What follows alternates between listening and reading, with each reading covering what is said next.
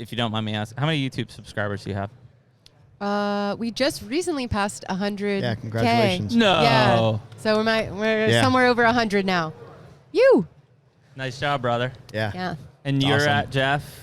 199.5. Whoa. Can we get Jeff to 200? No, Andy's there. Well, and I say that because 199 and a half. Yeah. I said.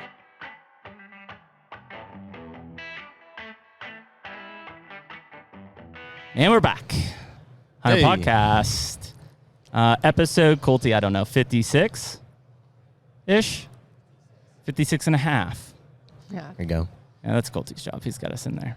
Anyway, still at ATA show. Turning and burning. Day Some 2. podcasts. Day 2. Getting through it. We've got Mr. Jeff Sturgis back in the studio after our industry mini discussion yesterday. Is the best way to describe it. And a fantastic steak dinner last night. Oh, absolutely, nice. man. That was clutch. That was nice. Yeah. Very That was nice. tasty. I ate way too much meat. Yeah. Yeah. Meat sweats. Well, yeah. I mean, when I was you gonna put say meat farts. when you and in this Yeah. corner. in this corner, Allie, is it DeAndrea? DeAndrea. Yeah. There you go, Allie DeAndrea, Yep. also known as Outdoors Alley. Outdoors Allie. Yep. Welcome, guys. Thanks Welcome. for It's nice to having have us. both of you. Thank you. Yeah. Yeah. I know this is nice. Jeff and I met maybe 2 or 3 years ago Year at this ago point. fall, I think, in Kentucky. Yeah. Was it at the ATA thing Oh, Then- yeah. I guess that Oh, was yeah. ATA was It the was first 2 years. time. Yeah, you're right. Yeah. when the we had last time ATA. the industry In Indy. meeting? And Yep. that, That is actually where you guys met for the first time? Yeah, Yes. for the first time ever. Because Jeremy and I were at that. And Nick. Yeah. Yeah. Well, Yeah, I Nick over sat there, there silently just enjoying the presentation. I think Jeremy had something to say. I think I dropped the F-bomb in that meeting a couple times. I've think we thought all about talked. that meeting Look at a that. Well, I lot, was sitting actually, like, since then. Yeah. I was Yeah. sitting in front of Jeremy. I had no idea Yeah, he you was going to spoke a stand up lot. and make a scene. Yeah. Yeah. Yeah, it was Said he was pretty. going to make a scene. Yeah, I didn't know Jeremy was going to make a scene. I would have just, sat Sarah a little just, further like- away from He him. just like slumps in his chair. He's like, ah, shit. There were a lot of people there. That was Yeah. fun. Well, Some it was a Hunting good- Public it guys was- and- Yeah. And honestly, I mean, I kind of think about it. That type of a meeting is what kind of spurred our podcast. I mean, I Very felt similar. I felt like it was the first time that people talked about things that we don't talk about It's hard to talk in about. public, you know, and asked hard questions, and we didn't do one of those this year, did we? Here? I don't know. No, we didn't do one of those meetings. That was my I think recommendation they, to do that. I think they heard again. your F-bomb and said, Oh, the come type Can't of on. do people this. that come to these meetings. Never again. Yeah. Jeez, oh man. No wonder they didn't take my recommendations, huh? But yeah, no, I think it did spur. It is why Jared and I created HUNTR Podcast, was to talk about some of the things, and not necessarily just in the industry, although that we may portal down that hole today, was really to talk about, deer hunting and land management, and that, whether you're talking about arrow weights or food plots or private public hunting, like we all have different opinions. It doesn't mean one of us is right or one of us is wrong, but like, let's at least talk about it and hear others' opinions. Otherwise, we're in a very fractured industry. And like, if I have to use a great example, just because they love to jump on my ass about it, is like crossbows. And it's not that I don't like crossbows. My kids use crossbows.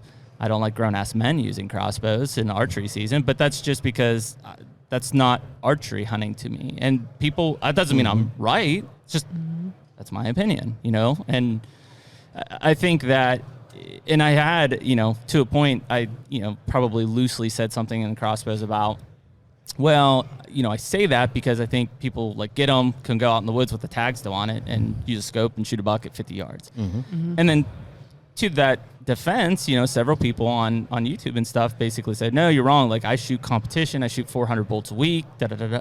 Cool. I didn't know that. Like, I didn't even know that was a thing. Do you build your own arrows? Because I've never heard anybody that shoots a crossbow bolt talk about FOC. Haven't got an answer on that. But. The I crossbow will enthusiast say- is who you're talking about. I learned how to hunt on a crossbow. Which I think is great. So I didn't start hunting until I was in my early 20s. And frankly, at that time, I wasn't even exposed to firearms really at that point. So just being introduced to hunting and like that whole world being a thing to sort of like mentally get over and, be cool with the idea like, oh yeah, I want to go in the woods and I want to kill something and I want to field dress it and, eat it. that's a thing to get over if you didn't grow up doing that. Right. And then firearms was this whole other category of like fear, not understanding. And obviously it would take me a lot of time and practice to learn how to use a compound bow for my first season. So the crossbow was the perfect tool your to entry point. use. Yeah. And I don't know that I would have jumped in when I did if it weren't for that opportunity. Agreed. So that was PA season? Correct. And it was legalized for full archery season at Correct. that point? Yep. Which, and not to compare you to my children, but like No, that's all right. that's their entry point, right? Yeah. Because they can't kill a deer with a compound bow. They're 6 and 9. They can't pull enough weight. They're not stable enough to do it. Yeah. And so, like, I think as an entry point to this industry and to this lifestyle, love them. Huge. I think it's great. Yeah. There's an evolution that happens there. And again, I'm not saying like don't shoot those, don't shoot crossbows. Even if you're, you don't have a handicap, you're not a senior or whatever. But where my fear happens, and we rabbit hole down this in a past podcast, is I know how much time it takes to prepare with a compound bow and your builds of your arrows and your understanding of that. And when there are companies in this industry releasing 500 feet per second crossbows that shoot a bolt that likely was not built but probably came with the crossbow, and frankly is not built, like if you do the science and the physics behind it, that thing should explode, literally could explode. Coming out of that, I worried a little bit because I'm now putting something in the hands of somebody, maybe an entry level hunter, maybe not an entry level hunter. What is the efficiency of kill rates with something that's probably not built to kill effectively? A crossbow? They're Really? very, very See, effective I think, killers. I would say they're more effective than a compound bow. I agree with that. Because they can shoot deer further more efficiently, and it takes less practice to do so, and you can put a scope on it. So there's a lot of reasons you can shoot later, earlier. But I like them. I think, for example, Minnesota, my state, where I live right now, you can't use a compound, and I think they're really making a drastic mistake. And the reason, or a crossbow. And I think because of that, we have shrinking hunter numbers. I think it might have been the last ATA 2 years ago. They talked about going from 19 million to 12 million deer hunters over a 15-year period.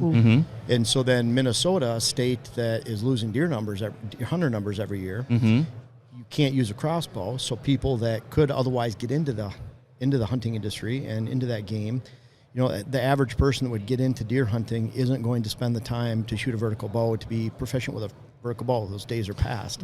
So I'm not saying that they won't do it, but if they get in with a crossbow and they hunt, then we can include them in the ranks, and that's great. And really the effective range, like when I'm going to set up a property, I'm looking at 30-yard travel corridors, 30-yard water holes, 30-yard mock scrapes, instead 25, 24, 23. When crossbow's involved. When crossbow, stretch it out 6-7 yards. The reason I bring that up from an efficiency standpoint, and this is stuff that Jared and I are like recently diving into, right? And it comes into terms with velocity, kinetic energy, and things like that, right? And we had a guest on while we were here at ATA who spent 25 years in Department of Defense studying essentially how shit flies. Right, and we're not talking about necessarily arrows. We're talking missiles and other things, but same kind of mindset. And his thing is, as the velocity of something like that increases, especially on a shorter bolt, the amount of drag and things that start to happen, especially depending on what broadhead is on that, essentially is forcing back. So as that bolt is hitting the animal, the amount of drag that's happening, even as it's hitting the animal, you have a better chance of a slower, heavier, or built right arrow passing through than that thing actually making a lethal penetration, especially if you hit any kind of bone, including ribs. So it's the thing that fasters on back. And I know, Jeff, and I'm in the same boat, bro. What I'm saying is like, so you'll take some of the bow companies, and I'll just say I have friends in one of the big major bow companies, engineers, and they test this all the time. And so it's different penetration tests with gel or, but when you're shooting a live animal, there's very valid argument scientifically that can be made a lighter, stiffer arrow, just like a piece of straw going through the side of a barn with a tornado, because it's stiff, it'll penetrate better. that you can make an argument that a lighter arrow, an ultralight arrow that's very stiff, will penetrate better than a big arrow that has flex when it hits, kind of like a big spring. It gives. You don't want it to have give. So there's two different ways to look at it. Who is making that argument? I haven't seen that. In terms of, what would be the best I've never heard anybody say. That's the first time I've heard. The best, and that's why a balanced arrow. Again, you look at the trajectory loss too. That's a big thing. A huge 100%. Thing. There's so many people that miss deer, and even some advocates of the heavy arrows. There's a recent one I just saw on Facebook just a few days ago. They missed a deer high, and had they had a flat shooting arrow, they probably would have hit it and throw it. But look at Joel Maxfield. Okay. If you know him, he shot big game species all around the world. All right. His arrows have been, he shoots, I think, 72 pounds. He shot right around 500 grains, which per pound is light. 490 right around, it might even 470. But it's a little bit lighter arrow. Per weight, he could be shooting a 650 grain arrow compared to some of these people. But he shot muskox. He shot all sheep. With no problem. He's shot all 27 North American big game species. He shot all, everything all around the world. He shot Kodiak brown bears with that arrow setup. Crazy. And he relies on that, and he has some incredible technical data that he includes on his Facebook page. You'll never see him because he's one of Matthew's higher up. He's a friend of Matt McPherson's. He's second, third employee. He's been there forever, and he just hunts all over the place. Yeah. And he loves getting on Facebook and talking about those arrow setups, and people get on there and bash them, but they said his total arrow setup is like 470-ish? Maybe for 72 pounds. Yeah. Well, that's wild. Yeah, relatively speaking, that's heavier than a lot of 5-10 years ago with a lot of those Maxima Reds and stuff. A lot of those were like your 350 range. So I shot 320 a lot with it was a ACC, I forget, it was a 100 series with a 57 grain Wolverine rocket head broadhead.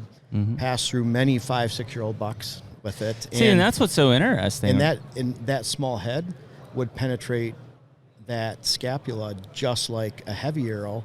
In fact, it would just go right through. It had a small cutting diameter. And so most arrows, even those heavy setups, are not cracking the ball of that.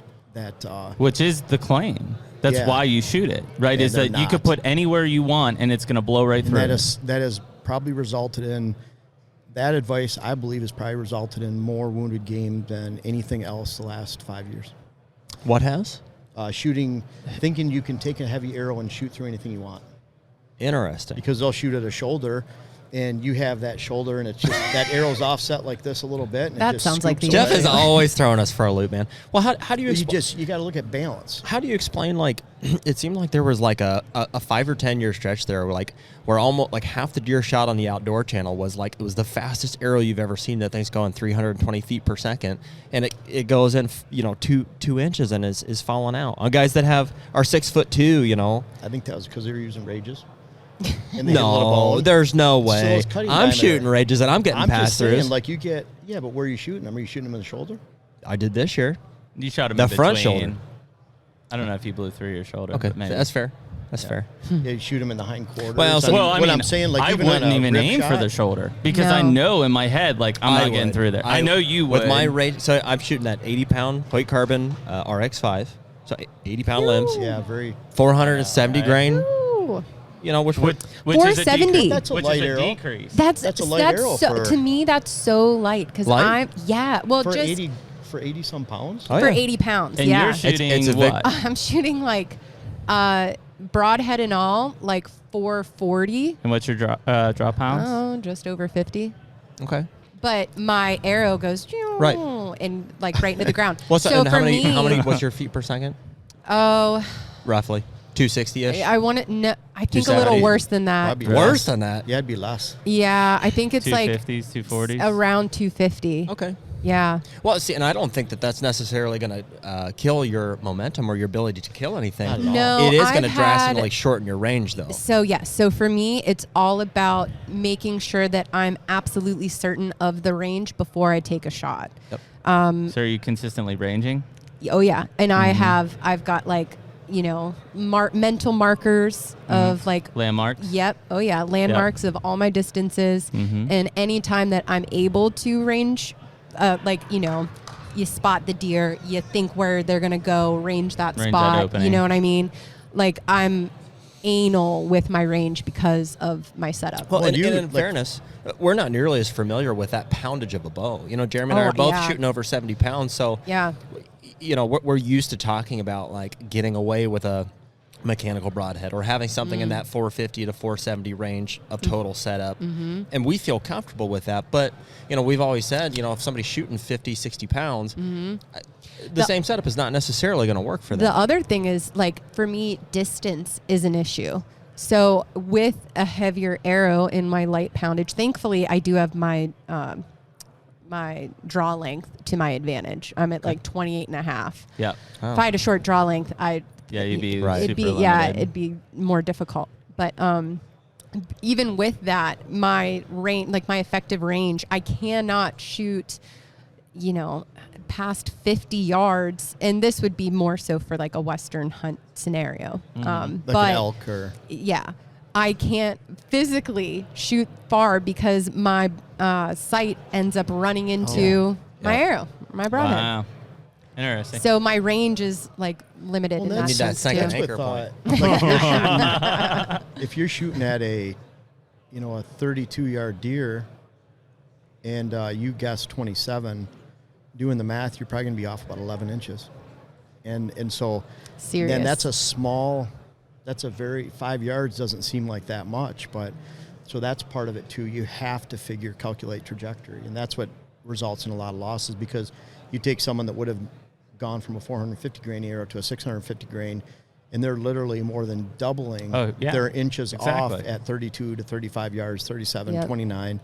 And that's an effect. You should be able to shoot deer at that range. It. If you're effective and you're practicing, that's not out of the realm. Yeah, where do you want to make your sacrifices? For me as a whitetail guy, it's not in range. You know, if that deer's at 37 and I've ranged that tree at 35, I just want to shoot the deer and not have to be like, oh, I need to read range. And, right. You know, so I think that's a big thing. And again, I get why some people are doing it. And there's this is why we kind of have these discussions, is like, we're so close. We're like all over being at the right spot all together. Like these heavy guys and the speed guys. And like, we're talking about everybody's doing it for some sort of forgiveness. In the case of us, if we're shooting a lighter arrow and speed, it's distance forgiveness, right? These guys, it's positioning of the shot on the whitetail that they don't care necessarily that they hit the leg bone. They're just going to blow right through it and put it in the dirt on the other side. That's not going to happen every time. That's the I know. thing. That's going to happen. So even if it would go through the shoulder, at best, maybe you shoot the shoulder, it goes through 5 out of 10 times. That's not good enough for me. It goes through 8 out of 10 times. That's not good enough for me. There's people literally shooting at a shoulder because they think that it's going to go through. That sounds like an issue. That's so, I won't do it. It's so unethical. Not with the bow. That's what I worry about more, is just being ethical and not taking smart shots. And so where that like kind of, and I know we kind of got down a little rabbit hole there, but part of that is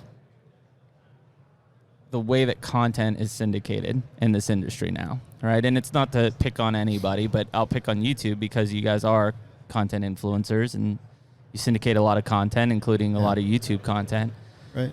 You know, this community thrives off of that stuff, right? Per what Jared said about, hey, you watch the outdoor, like that's gone, right? Yeah, I know it's still there, but like nobody's watching that. You're consuming content on a daily basis digitally, whether that's YouTube, social media, etc. And I think where we have issues in this industry is, number one, it's very product marketing driven. And we talked about this a little bit yesterday, in that it doesn't matter if it's the right thing. It's just that's who's paying me the money, and that's what I'm going to talk about. As an influencer. As an influencer. As an entertainer. Yes. Yeah. There's a difference. Yeah. And number two is a lot of the things that and I think we're changing, but a lot of the things that where the big bucks were paid on TV and stuff like that is fading, right? And it's going to, no offense, but you guys who, at least from a audience standpoint, you're receiving more of the audience because you're educational, you're authentic, you don't overproduce. Like, you're not producing a 22-minute television show. And I know we're adapting to that because of the outside world as well. But I think that it's finally coming around. Now, the downfall of this, and this is where I want to get in this discussion, is I think that because it's a open source platform, of a YouTube, there's some bad stuff out there. And again, I'm not saying like even as an example, the heavy arrow thing is a bad thing, but there's a lot of people that if you follow that trend, if you jump into that bandwagon, you'd be listening to this thing and saying, these guys don't know what the hell they're talking about. Right. Because I watched so-and-so shoot this deer or hog or bear or whatever, and it blew right through the shoulder blade, and he does it every time. And that's why I think it's so important, like with Allie and I, if we're putting content out, that you talk about, like I preach with arrow, I preach balance. I'm not preaching the total speed. Yep. Not preaching the total heavy arrow, but there's a balance, and you have to weigh penetration, arrow stability in the air, and then you have to weigh trajectory. So you can't leave out one of those. And so a lot of times someone's just total trajectory and that's it out of the 3, or someone's talking about total penetration, that's it out of the 3. You have to consider all of them. And so if we're being honest and we're being transparent and just giving those sides and giving our opinion with that, and that's kind of my goal with anything I do. I want to, when I go to clients, I tell people I get paid to be right. I have to be right.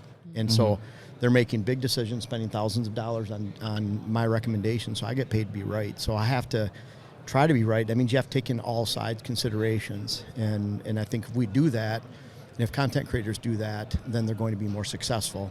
Not because they're including more people, but because they're showing people the whole picture, big picture. I think for me, my approach to any type of content that I create is very much of, hey, this is just what I'm doing. I really don't like approaching scenarios of, I know. It's more like I think, like this is what I do. And I share that organically, and I learn with people as I go in the content that I share. And then when I feel like I have discovered something, or I feel comfortable, sharing an educational piece about something, I do that. But I feel like I never am of the mindset of I know everything. But you're just trying to be honest.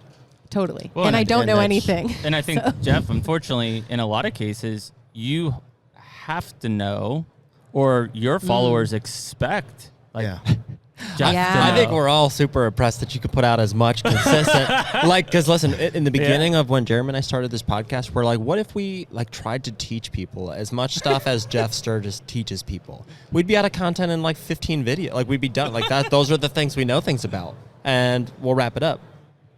So we went Allie's approach. We were like, hey, let's just let people in on our conversations to say, hey, we don't know some of this stuff, but we're going to talk to people like you guys that do, and we're going to here's our take on it. And with me, it's kind of like we talked yesterday.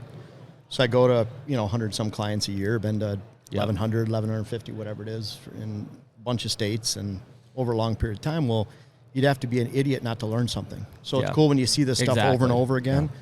Then I feel like it's my responsibility to bring that back, and I get excited. You guys, I don't know if I've shown you this when it's been a actual, I don't know if it, but I have a list of all the blog ideas and video ideas that I started in about 2013, and they're all on this phone.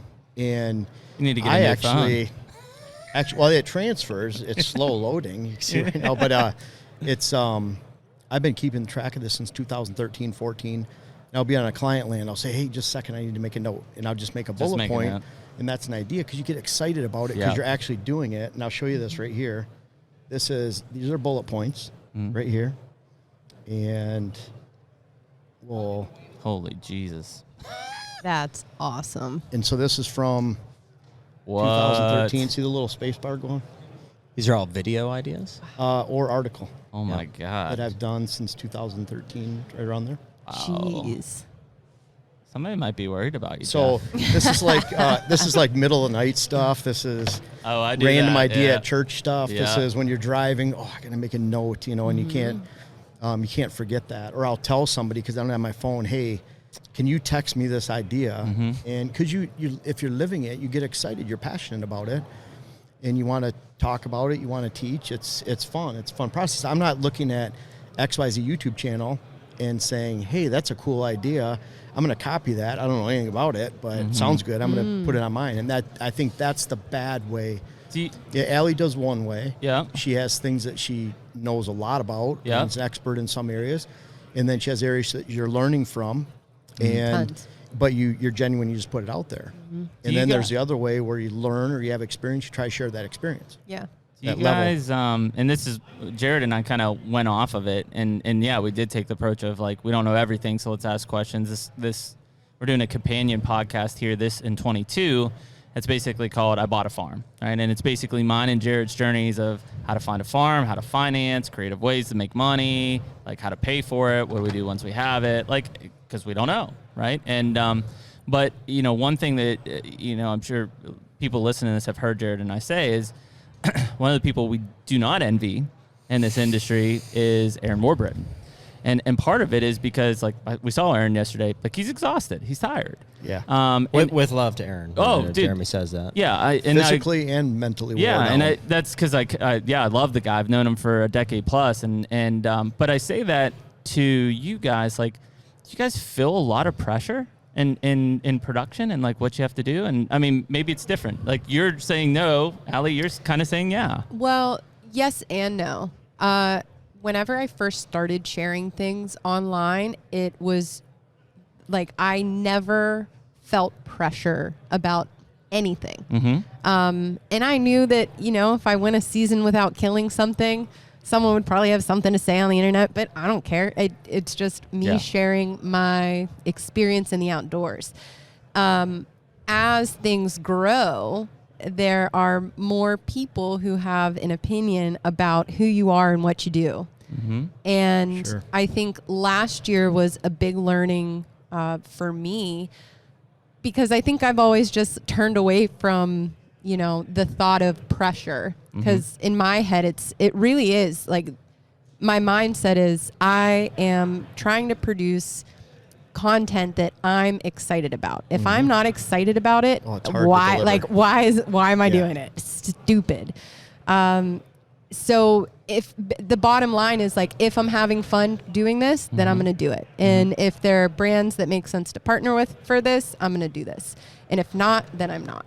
And so I think pressure comes from all different sides too. There's pressure from sort of the public. There's pressure from maybe a brand. But thankfully, I feel like I've made good decisions to only work with people who have a similar vision And to we've me. talked about that We before. talked about that. It's one of the most stressful things you could do. I think there was someone we partnered with to begin with that we had that partnership for a year, and I couldn't stand creating content for it because we were forcing it. And it seemed like a good idea at the time. It just it was so awesome to part ways because it was just it wasn't something that I could use or really effectively teach people to use or I thought was effective, and it just didn't work out. But that was probably some of the most pressure, and that was 5 years ago. Now it's more methodical, and that's maybe you get into that too, where I get excited to make this list. And then when Dylan and I have scheduled to film, like we're filming on February 24th when I get back. We're filming on March 1st. We're filming on March 14th, maybe the 2nd of March. And then we get into April. We have scheduling days all the way through to April. And so when I film with Dylan, he's like part of the family. Like he made the wall of kids at the house. Dylan's there with Dante. We're up in Canada. Yeah. So he spends the night. He goes to dinner with us. He's there, through thick and thin. I treat him, we refer to him as our oldest. But when I film with Dylan, that's fun to me. Yeah. It's that Yeah. first, we had to shoot 12 on Sunday and Monday. And so that first 2 or 3, but once you start getting them going, You then got a rhythm. you're just going and we enjoy it. We might have a couple beers at the end, we just keep those hidden off to the side. Yep. But that part of it, producing that content has been turned into fun. Yes. This is my fun time. I don't like all the travel, the driving. So I'm trying to limit that. I love my time with my clients. So that's another thing. You love that. And then hunting just kind of falls into place. You just go hunting and, enjoy it. So I think limiting bad sponsors and really being passionate, like you said, if you're not excited about the content, how can you create good content? Yeah. So if you're truly excited about, and it goes back to, I talked yesterday, I read about blogging, video and articles. It's something I read or listened to a long time ago, I think 2013, 14, said if you can't come up with 200 pieces of content a year about your craft, you need to find another craft because you're not excited about it or you don't know it enough. So I've always kind of go, 208 videos Jeff this took year. that to heart. I did. Yeah, we're It's lacking. impressive. That's awesome. I Good, think, you're I think a lot of the pressure or stress that like Jeremy and I would be referring to from like these, TV show personalities is to kill something. They have stress. Yeah, They it's have not stress. easy. Oh, yeah. You and I don't have to kill that much. I mean, no. you just Yeah, you I mean, know. because so there was a year, 2016, I believe. It was a weird, rough year for me, a transitional year. I didn't kill anything that year, or maybe a turkey. I killed one turkey the whole year. And I was upset about it just from the perspective of I didn't fill my freezer with meat. I didn't. Nick did, thankfully. My Yeah. husband, Nick. Thank God, so Nick. he saved Good the job, day Nick. that year. And and shot a since monster then- right now. Wish we could throw that up on the screen. This I year. know. I Yeah. just saw it. And a bear. Jeez. That was Killed awesome. a deer and a bear this year. Have him Oh, send, really? Have him send it to Yeah. me. We'll throw it up there. Yeah, it's a Yeah. monster buck. Colty, get that from Send Nick. Jeff a picture. You can email it to me. It's Jared, Jared, Sorry, at stoneroadmedia.com. We'll throw it up there. Yeah, I'll get it. nice buck. Nice PA buck. So at that time, I wasn't, producing content full time. So maybe there was, less pressure in that. But since then, it's, I've had great hunting ever since then. But I think about that whenever I'm careful in the way that I sort of structure things with Got it. companies. So that it's not like a particular video that ends in Crazy. a kill. Well, that's what I was going to say. Because I think that's what television has done. the expectation for both of you guys is more educational, journey, information. Entertainment as well. I don't expect either of you guys to like show me a kill in a video. Yeah. That's the unfortunate thing with Aaron and THP is like, although it's fun and the camaraderie aspect, ultimately there's pressure to kill. Yeah. And that's tough for those guys because, and this isn't to go down this rabbit hole with them, but, I knew those guys when they were with Bill at Midwest Whitetail, and I was at Cabela's and I was doing a lot of partnerships with them. And yes, Aaron and Greg and those guys hunted public land in Iowa, but they killed slobs, like monsters, right? And this is not to say that they're not having fun or this isn't a great thing, but, does the pressure for them to kill now make them think, maybe I got to shoot this 2-year-old or maybe I got to shoot this buck. And I'm not saying that they don't want to or that they're just doing it to be entertainers because it's not it. If they were, they would not nearly be as popular and probably everybody listening to this wouldn't love what those guys are doing. Right. But at some point, I don't know if I want to call it a rut necessarily that they're in, but like how do you get out? How do you get out of hunting public land and just having to kill deer? They've nailed themselves to the cross of public land, which is super admirable, Well, it's called and we hunting love those public. guys for it. Like Yeah. they made hunting public cool again. And that's an awesome, admirable thing. But at this point, I think we just have some sympathy for like, man, I know how fun it is to have access to a piece of private to go out and shoot a giant buck that's unpressured. Not that that's for everybody or that should be the sole thing that people are seeking out, but I know those guys would love to do that. Well, I don't think they can. what about, and you've probably all done this, but you have your favorite chunk of public ground. And I talk about, people say, if you're hunting, you're going in and find bedding areas, you're being real aggressive. Well, if you want to manage this public ground that you're hunting, you can't be aggressive. You have Can't to do it. manage it for a season, so you have to hunt it like you would private land. Yeah. You have to be smart. And you can't just say, I'm going to be here for a week, I got to hunt, and I'm going to kill something, and if I don't, I'm moving on to the next state. You can't who has that luxury? Yeah. I feel like to jump back into like what you're getting at, like the hunting public having this pressure to kill because there's now an expectation because they've done it so many times. Well, and Allie, it came from the baseline TV show format. You got 13 22-minute episodes. You got to kill 13 animals this season to have a TV show. Yeah. That's where it came Yeah. from. At a minimum. Absolutely. So, not to interrupt. I feel like they have such a magical charisma about themselves.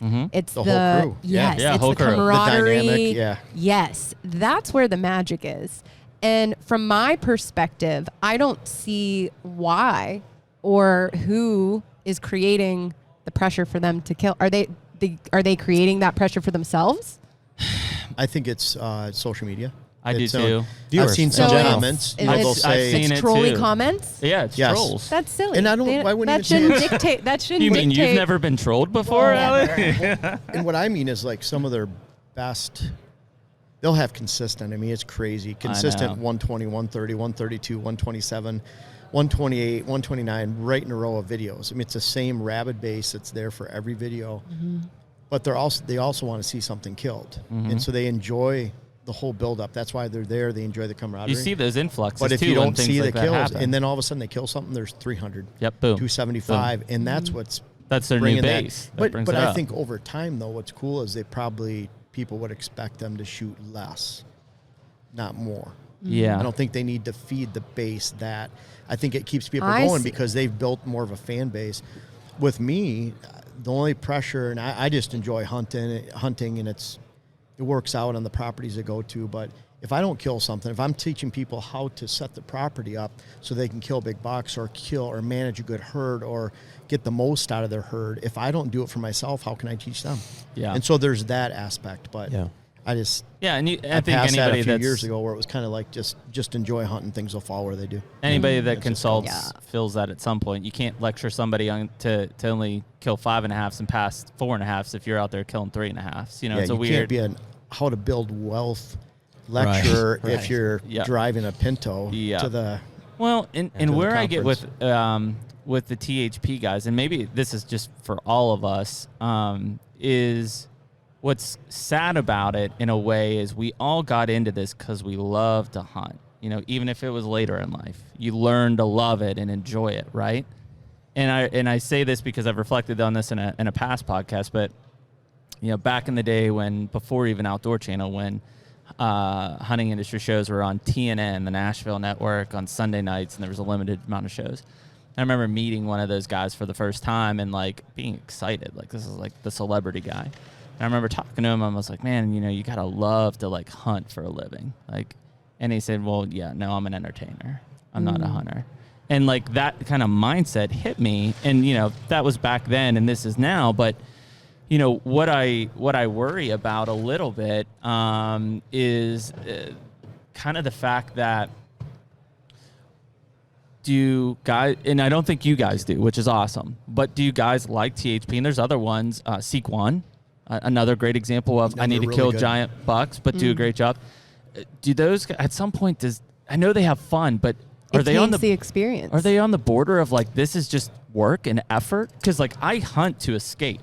That's why I do it. I love it, and I'm in a different world when I'm in a tree stand by myself. Whether I kill something or not, I didn't kill a damn thing this year. My kids did, which was awesome. Yeah.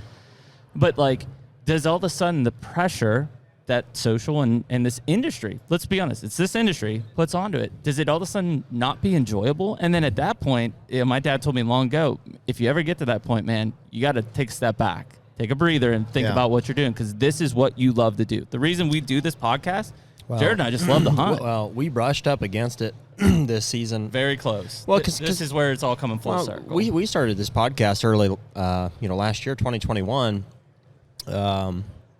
in January. Yep. December, January, because obviously it wasn't hunting season. It was something we could do in the meantime. It's like, man, how do we get this thing rolling? How do we start just like building some momentum in the direction of? Ultimately, I think we wanted to put together some kind of a production, you know, whether it was for TV or I don't think we necessarily understood the format. We bounced around with a couple ideas for we wanted to be different. for short films or Yeah.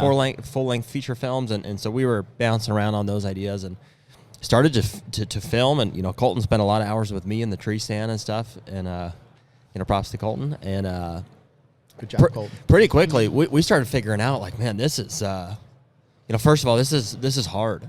For us to be able to turn out the number of dead animals between two people at the end of a season it would take to produce something like that, based on something that we would want to watch. Ultimately, because we want to see the culmination of these hunts. We want to see them come to fruition.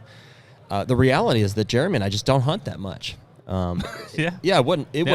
It wouldn't be possible for us to turn out that many quality episodes, and we're not going to try to force something that isn't there. And so we kind of like we looked inside ourselves here or inside of our brand at that point and said, like, man, we're just having a lot of fun with this podcast. And, you know, it gives us the opportunity to get together and, you know, chat about the stuff that we're trying to do in the field from week to week.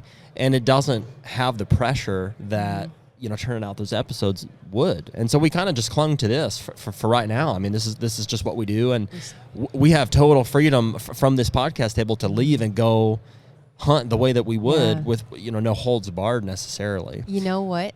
Sorry to cut you off. No. But you just reminded me of something.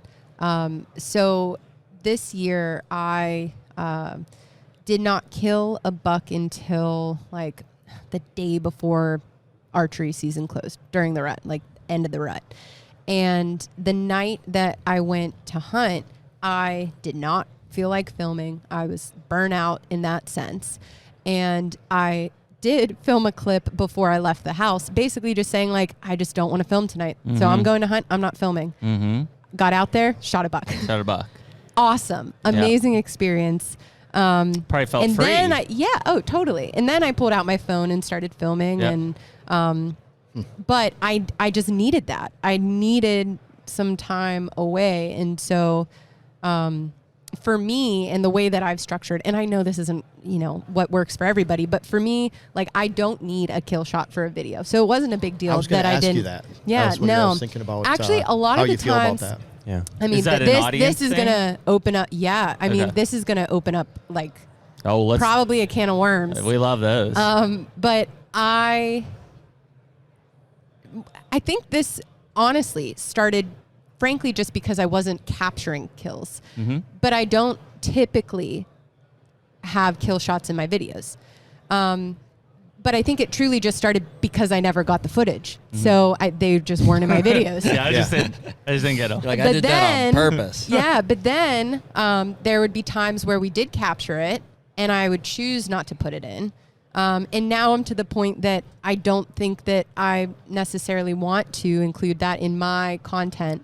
I can capture my reaction, but I don't necessarily need to capture me like actually shooting the animal. To completely flip what I just said on its head, I went iguana hunting for the first time last year, 2 years ago. Filmed the whole thing, kill shot after kill shot after kill shot. Something different about iguanas, a little bit different than a deer, right? Yeah. Why is that different in my head? I don't know, but it is. How'd your audience perceive each of those? Like, did they? You know, I know that was a year ago. Well, the iguana video is one of my best performing videos. That's what I wondered. Yeah. I mean, I think Probably not necessarily because they're kill shots as much as you just hunted You're hunting something iguana. different. and it's Yeah. a super entertaining video Cool. for sure. So I think that's maybe mostly what that's about. Yep. That But makes sense. obviously, but if I didn't put kill shots in that iguana video, would it have been as entertaining? I don't know.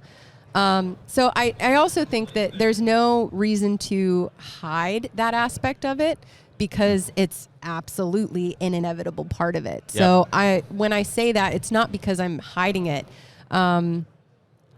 It may also be like cognizant and sensitive of the fact that these platforms don't like that. And I'm in a way protecting myself from that. Do you also think that it gives, let's say you and Nick, I guess, a little flexibility in that, like, you don't have to have Nick with you over your shoulder in a tree. You kill, you pull out your phone, you film it. If you don't kill, you know, and I say that, Allie, because I feel like that's why you still enjoy this. Yeah. Where maybe guys like THP, Seek1, etc., they still enjoy it, but man, there's no doubt in my mind they feel the look at work. Aaron. Like, he feels pressure. They have to do the build up every single time they go out in the woods. And for me, I take my camera, I put it on the tree. I mean, most of my deer lately have been kill shots, but it's just the deer dying. You know, it's a deer getting shot. I could really care less if I get it or not. In fact, when I forget a battery or a card and I don't have one for the camera, and it's just kind of a relief. I just hang the pack up. I don't like bringing it in. Are you self-filming or is Dylan filming you? Dylan films sometimes. He probably films And Diane, too, I guess. 1/3 of the time. Okay. She never has. She's never filmed the hunt? No, Dante, my stepson, he has. Yep. He does quite a bit, but I would say half the times I go to the woods, I don't have someone filming. And honestly, guys, like, I think you two will continue to succeed because of that. And I think you also will continue to feel a little bit more free to create content because you don't have that pressure. Well, because that limits you, man. You You're never do the ditch. build up. Like, I never do the build up. You know, Yeah. getting ready to go out to the hunt, I could really care less. Yeah. Because we're putting out 208 pieces Exactly. of content, and we have so much B-roll of hunting footage, going out in the woods. We don't need to show that. And I think a lot of times people are doing that because they need to showcase sponsors. We don't need to, because we're actually using this stuff in the field all year long, or we're using it during hunting season. We get incredible amount of B-roll. Dylan's out there taking B-roll. So it's just part of the story. The way that you structure your YouTube channel is genius and flawless. And it's because you're such a wealth of knowledge. The way that you put your you're videos so sweet, together. Wow. It's true. Flattering. She's No, never it really watched is. the video. No. It's true. It really. She's been on that Jeff Sturgis page. She's like, I love growing deer TV. I'm, Wait till I'm being sincere. I think that you've set yourself up for success in like what we're It talking is. about. He has. Because like you removed really that pressure from like so again, like Seek One THP, that vibe of like must do this sort of or else. Yeah. Right. I mean, that is the or whitetail climax television. Well, of they're it. different. They're different You know? things almost in nature. Like They are. those are entertainment. they're hunting channels. shows. Yeah. You know, ultimately those The hunting should public, culminate those- in some kind of success. They're or a little They're on bit the different 'cause line. they teach too. They're on the Yeah. line. So They do. they're a little bit different than Well, in terms of like XYZ hunting show. you know, even where money comes from, like what finances these things. Like your business is elsewhere. It doesn't matter. And I hear what you're saying about you can't teach people unless you've got the wall to prove it. That's type of a deal. Well, kind of, yeah. Is that Jeff Sturgis? Or the Sturgis' experience. quote? The experience, right? Yeah. But it's not like hey, You gotta kill something occasionally. That's Yeah, my I got- quote. there you go. It's not like you have to have 13 shows at the end of the XYZ time frame, and, Yeah. and that's how That this is business stress. operates. And it's the same for you, Allie. Right? I understand because you've essentially removed that element. It's more about your experience and sharing that Totally. with people, and that's super Being relatable. Yeah, being 100%. relatable in that way. right? Yeah, And I like keeping my circle small too. Yeah. So that's another thing too. I've noticed that so about you. Midwest Whitetail. like that. If you look at Midwest Whitetail, and when they had all the independent contractors going out, For, like, I don't pro want to staff and manage regions that. and I don't want to stuff? have Yeah. that. Right. That is not me. I like Dylan coming over and shooting videos. I like my stepson Dante around. My son Sam and Jake, they were out during Christmas. I like that circle. I don't want to have all these tentacles and fingers. That would be stressful. Yeah. Let alone having Same. to worry about Well, including all this. We got kill it straight footage. from the horse's mouth. I mean, we talked to Bill Winky, twice. okay. Yeah, and so having, he's What did now he on say the about that? he's now on the other side of this, Yeah. saying like, that was stressful. Probably- He was exhausted. It's that was probably like really stressful. He was retirement to exhausted. him. Well, Yeah. and that's what we did right after. He kind of went dark for a while there, and we had him on the podcast for like one of the first like life after Midwest Whitetail things. He looks amazing. Like he just looks great. He's like totally relieved of rejuvenated, stress, yeah. re-energized. He's Yeah. just not filming anything Because he's, he has he's just no on his pressure. own lease. And there's a Living guy life. who lived in the pressure situation. When Bill did, when he did, I forget, it was like 3-4 years ago when he had a year where he didn't really kill much. I mean, like social media ate him up because the pressure was the same. Ben Rising, Yeah, who was there's just a guy here, is just another sitting guy. here.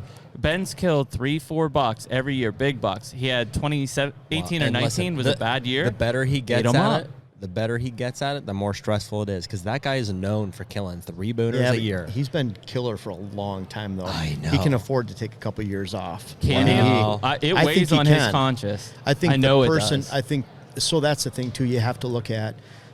And I don't know if you ever use the hide user from channel button on YouTube. When someone crosses the line, makes a stupid comment, you just hit hide user from comment. Oh, You never get to see their Nick thumbs up or manages a lot of down, that. and you never get to hear them again because they cross the line. They're an idiot. So you know what's crazy? Your thumbs down will improve over time because you're getting rid of them. You're high grading them out. But yeah. at the same time, kind of look at it like if you have to worry about the opinion of those idiots, you'd live a stressful life. So the point is like with Ben, who's going to criticize him that he actually cares about? Their opinion. Yeah. Ooh. They're Well, really their opinion. it's true. Yeah. Because he's done enough. I mean, anyone in the hunting industry He would know that has. he's one of the most big buck killers there are in the entire hunting industry. But it's because his business, a little different than both of yours, is very sponsor focused. It is. And that's where the pressure, I think, comes I on. would- Whether he yes, brings it on definitely. himself Yeah. or Yeah, sure. he interprets that the sponsor, and this is a lot of people in this. This was outdoor television, right? Right. It was sponsor driven. You already paid X hundreds of thousands to be on X channel. Now you got to go make that money back from sponsors. And if you don't make the sponsors happy, you're already out cash and you're airing on that. That's a Right. terrible lifestyle. Well, it's just when you build your house on the ability to kill big bucks, and we know that's probably the hardest thing to do, like sitting at this table. Oh, yeah. When it comes to just having a relatable conversation, teaching people about habitat, or consistently killing giant bucks, which is the hardest of the three. And so when you build your business sure. on, the third, there's some stress that comes on that. Whether it's coming from sponsors or it's self-imposed, which I think a lot of Ben's is. Well, yeah, I mean, I say that lately too because, I had plenty of chances to kill bucks this year. I haven't killed a deer this year. I hunted a lot with the kids. Well, look at it now, dude. You and I set out to put out some kind of a production. Yes. And having gone through an entire season, I killed one buck. Yeah. And so it's like, Is that one? Does that equate to one video? Yeah, Right. exactly. Right? That was And the so- pressure. and so look, in the meantime, what we've turned out as opposed to that. So 100%. So we Yeah. didn't go that route. We said, Yeah. hey, let's do the podcast. Let's have conversations with people like you guys. And And I still had I hunted a 200+ inch buck Right. multiple days within 30 yards, like multiple sightings of them. That's awesome. I didn't kill them, but it was awesome. Like, it was fantastic. And my 6-year-old killed his first buck, which was Aw. great. Now both boys have killed their first buck in Pennsylvania. I'm buying another farm. Like, there's a lot of things that happen that, we didn't document. But if I tried to make a series out of it, it'd have been garbage. Can I start with this? Sure. Jeremy and I have just circled kind of the conversation around like declining hunting numbers, and we've heard it a lot. Obviously, starting with you guys did. I don't know if Aaron and those guys fronted that, and you guys were involved with that, or how that worked. But from that presentation, and that whole year kind of was like I remember there being just a conversation about declining hunting numbers and. This is a big concern, and that could be the detriment of this industry. And it's not that Jeremy and I don't believe that, but I think it's in question. I don't know. The most recent numbers that came out from U.S. Fish and Wildlife Service say that there are more hunters today than there were 15 years ago. That's Deer huge. And in our experience State in the by state field, breakdown, it did not give me deer versus other. Yeah. There are definitely significant declines in certain states, Michigan being one. Pennsylvania, I believe, actually increased a little bit. There's states that were completely off the radar. Now, here's where it came into question is how good were their numbers in 2004 versus they are now. But ultimately, I think where it really came from is if you're looking at the numbers in 2004 to 2021, basically, or 5 to 21, I can't remember what the actual number was. It basically said like states like Georgia, Arkansas, things that weren't even on the radar for number of hunters in 2004 are now in the top 10, basically. Interesting. and the nuance to that conversation is while there may I'll pull up those technically be numbers while we're fewer at it. hunters overall, it seems like those people who are hunting are having a bigger impact on the community overall, whether it's, because they're herd influencers per Jeff's influence, or they're, spending more time in the field because they're hunting with a crossbow and not a rifle. Either way, it seems like there are more hunters in the field than ever before. And so Jeremy and I kind of sit here and we're like, man, how do we handle this conversation of declining hunter numbers when we're running into hunters everywhere we go? And it seems like people are more involved than they ever have been. See, I see like in Michigan, Wisconsin, Minnesota, and Pennsylvania, there's drastically fewer. Get right on that mic there, Jeff. I'll get right up on it. Get up on there. Get right up on it. Get right up on But there. sorry about that. You're right. But I can talk lower. So go ahead. Say it again. Pennsylvania. We used to go out there, and there'd be, at where I'd park, there'd be, if you didn't get there early, you can get a parking spot. Every parking spot was full, and they're going down the road. And I'd go out on public land. In archery season. Gun. Okay. And now it's a ghost town. 2 years ago when I was out there, I think I had 2 hunters walk by, and I was right up in the middle. I know I was an hour back, but at the same time, that would have been 10 people. See. In 93, 95, 90, 2000, 2001. So the closest I can get is, because I'm not driving around a bunch of PA public land. Jeremy, maybe you have, but Raccoon Creek State Park is 2B. I believe there's a portion of it, in 2B of Pennsylvania, and part of it stretches into Ohio too. And I have to drive past that on the way to my family farm, which I frequent, every weekend, every other weekend.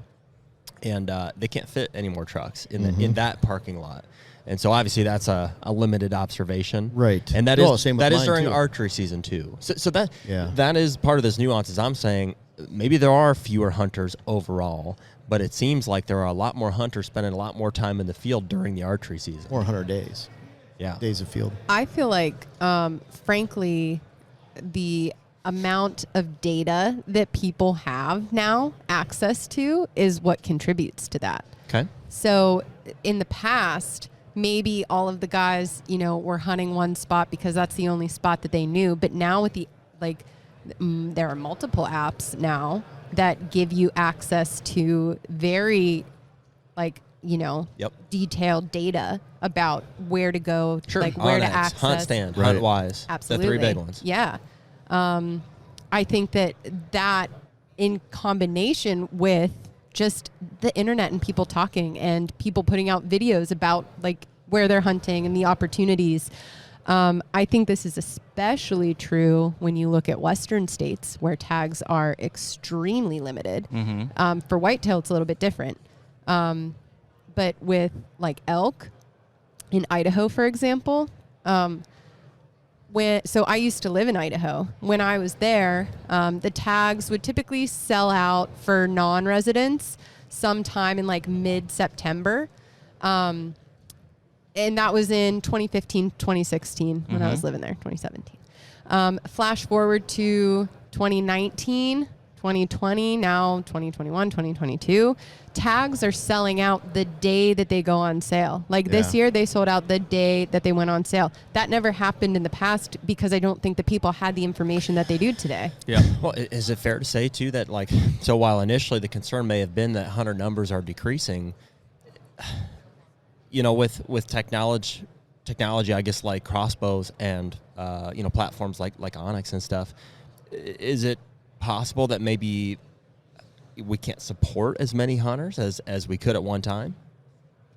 So No, again, I I don't know think. about that. So No. that's kind of where we're at, and not to bring in the let's make public hunting cool again, but there has been more THP, Shane Simpson, those guys, and I don't know how familiar you guys are with it. We talked with Aaron last night. I'm not going to highlight it too much because it's really just a bunch of assholes doing it, but those guys got called out essentially for highlighting hunting public lands in certain states and saying basically the decimation of the turkey population in certain areas were because of THP. Now, it's bullshit, right? And it's caused by, again, certain people in this industry who are jealous of things that have happened, Right. and want to make a fuss about it. But ultimately, there is a valid argument that because those guys have made public hunting so cool that more people are doing it. Yeah, for sure. Well, Aaron even said himself, he's like, well, it sounds ridiculous, but maybe. So I think he read it. He fact-checked He the recognized- data. Yeah, so he read And into it was bullshit. what they were claiming, and found that it was Yeah, I mean, bullshit. it basically showed increases during 2020. Well, it was freaking COVID. Everything increased. Oh, yeah. We didn't go and hunt black bear in Idaho, and it increased. That wasn't because of the hunting public. Yeah, well, in the same breath, we were giving Chris B a hard time last night at dinner because we didn't draw in Kansas. last year. That is Chris B's fault. And though. so to this day, I hold him solely responsible. That's so. funny. But you see what I'm saying there is that as content producers get better at communicating and syndicating content, and as this consumer of content is changing to find people like yourselves and Chris B and THP and stuff like that, all of a sudden, there are some eyeballs on places that may have been, and Jared and I had the same question because it was like, well, dude, how many people do we really want to tell that North Dakota seemed like a mecca for muleys? Now, it wasn't last year because it was an epic drought, but 2 years ago, in literally 36 hours, he and I both tagged out on spot and stock public land, and we never hunted a mule deer in Well, that's our like in life. Pennsylvania when I've gone out there and hunted and showed a public land hunt, even just by capturing with a phone or video camera. We've been out there a couple times different ways. but I'm not showing road names and numbers and what area I'm going out and into. they aren't either, right? But Aaron people and those figure it guys out. aren't. But I've seen when I was with them in Michigan, people would drive around the state looking for them on public land and really recognize their vehicle. Dan Infalt had someone 100%. waiting for him when he came back out. They came back out from hunting, and someone had gone and gotten donuts and was waiting for him. Yes. Yeah, I remember that. They pulled into a turkey spot in random Arkansas or wherever it was, the THP guys, and there's people there with Easter baskets, which is a little weird, and late at night at their campsite waiting for them. Well, we talk with when we were Promise talking there's with, no razor blades in these peeps. Yeah, Yeah, well, when we were exactly. talking to Crispy and Caitlin last night, Caitlin kind of had like a stalker person, Yeah. basically showing up where she was hunting in Missouri with like his 2 dogs 3 nights in a row, and it wasn't by coincidence. And so I say that because like there's it's like It's you know scary. maybe in Caitlin's case there is a little bit of a danger. Yeah. And Allie, not to segment you as a female, but maybe there is a little bit there. sure. But to that point, you know, when I see somebody that's got like a decked out, you know, graphicked up truck, like you go see mine in the good luck finding mine in the parking lot unless you know what I drive. Oh yeah, when I go to a client property, they don't want that. I used to have the magnets you put on the doors, Yeah. and that was 12 years ago or something. And I had a couple clients ask me to take them off, and I'm just like, you know, I'm just gonna leave them off because they didn't want their that's neighbor who to asked see. me to take. I had mine on my windows on the back cap of my truck and stuff, and they said, hey, you know, I don't want to be a pain in the ass, but would you take those off? I'm like, yeah, I don't care. Yeah. Yeah. So, yeah, I mean, it's a weird thing because what the capability of the internet and the consumer has done is it makes us very visible. The keyboard warriors are obviously there. You know, I know several posts that you've gone through that I've seen the way this industry or certain people in the industry could be brutal about. For sure. You know, and No, this industry? yeah. Well, and Jeff and I talked, like there was a copycat just recently that was posted, you know, that literally was standing in front of a whiteboard with about the same title that Jeff did. I believe there's 5 of them. They 5 said. of them? Yeah. You're kidding That's me. That's what they said on that That's thread. the ultimate flattery. That's what someone said Yeah, on it that is. too. Yeah. I think I don't care. Means you're killing it. Yeah, and I don't really they're care. Trying to get a piece of that. They're copying the same title 10 days later, a week It'd be later, one and thing if they gave you credit for it, though. So Said, hey, one I of got them the- did.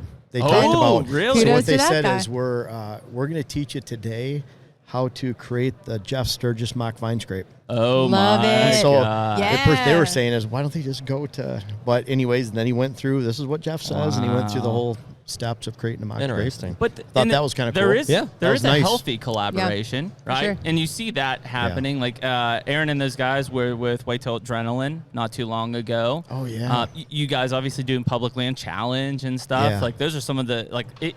You know, The Hushing guys have been involved in that Hushing too. guys. Yep. Like there's a lot of cool stuff from a healthy, you know, collaboration standpoint.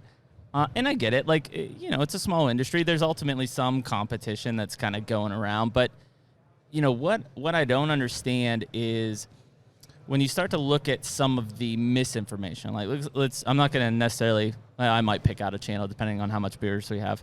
But if we look at some of the misinformation that's You kind didn't of. do that last night. How much beers we have? Yep. That's how many beers we've had. Yeah, I know. The last night. Yeah. level? What do you say that you know that strange cult, that channel that's built Oh, the- around calling deer? Yeah, and the all their- society. The society. You might call it a might call it a society. Yeah. Not an enemy. Not an You enemy. might call of it a ours by any society. means. No, not an enemy. Allie, of do you ours know what by they're talking any means. about? I have no idea. Yeah. Don't worry about it. Yeah, don't worry about it. It's not important. But there is, and some of that is brought on from. Listen, it you know, and I work for a lot of these guys, right? But the master puppeteer of this industry is the manufacturer. Okay, that is the master puppeteer. They run the industry. They tell people what to do to a point. There you go, Allie. That's the collaboration community. You might call it a society. Do you not know them? Nope. Wow. Interesting. Never seen that for, in my life. for selling all kinds of Have you ever seen a set calls. of grunt calls, rattling antlers. yeah, they have some black ones. Yeah, that's exactly what I was gonna say. Yeah. You've ever seen that? Nope. You need to get her out more, Nick. Wait, Nick's like, I'm just here for the You beer, know man. what? Actually, to be fair, Can we just speak up and they hear us? I Not that there's anything wrong No, with that. I listen. mean, seriously, that's No, no, not no. what they do. Is they're pretty genuine guys. I mean, they're not. I mean, well, they here, wait, shoot a lot let, of big let, bucks. Let me No say this doubt. though, because my life is creating content about hunting, about fishing.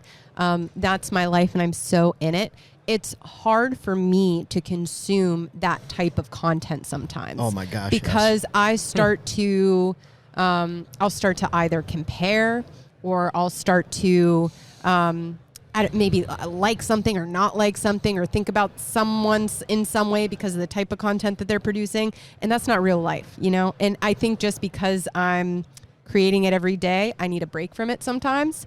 So like, it's not like I really don't consume a whole lot of I don't either. media. Just so that because makes I'm in me it. feel pretty good, because you've actually commented on a couple of my videos. It was in the really last few Nick, months. but yeah. Yeah, that's Nick Andre Alex. My ghostwriter. But no, no, seriously, I appreciate that. I feel honored. Yeah. Well, that's what I was going to ask. Do you guys do you find yourself, number one, consuming, and then we answered that kind of, but you know, do you catch yourself like wanting to engage and then like feeling like, well, if I say something like it's out of context, or No, I don't.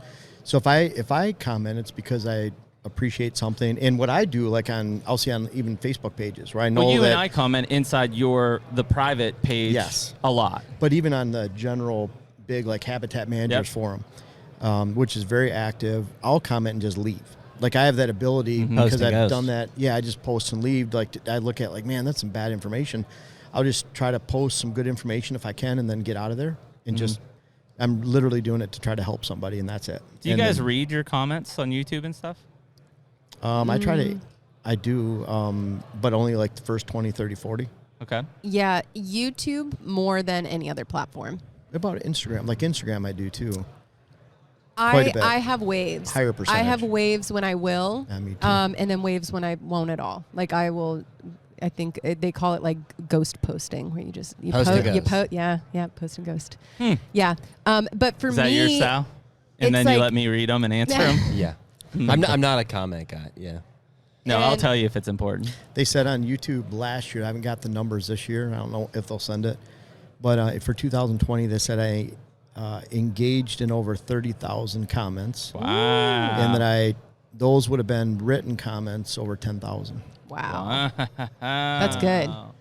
Yeah, I think there are times where, if I'm being completely honest, I don't want to look at the comments because I don't want to like have to select what I'm responding to and what I'm avoiding. Well, I was going or to say, and I Just even respond filled to the out short with ones. yeah, That's what I do. Well, see, Literally, yeah. if it's a big paragraph, you don't have time to read it. Yeah. So if I can read that or answer two other short ones, I'll just answer the short ones. yeah.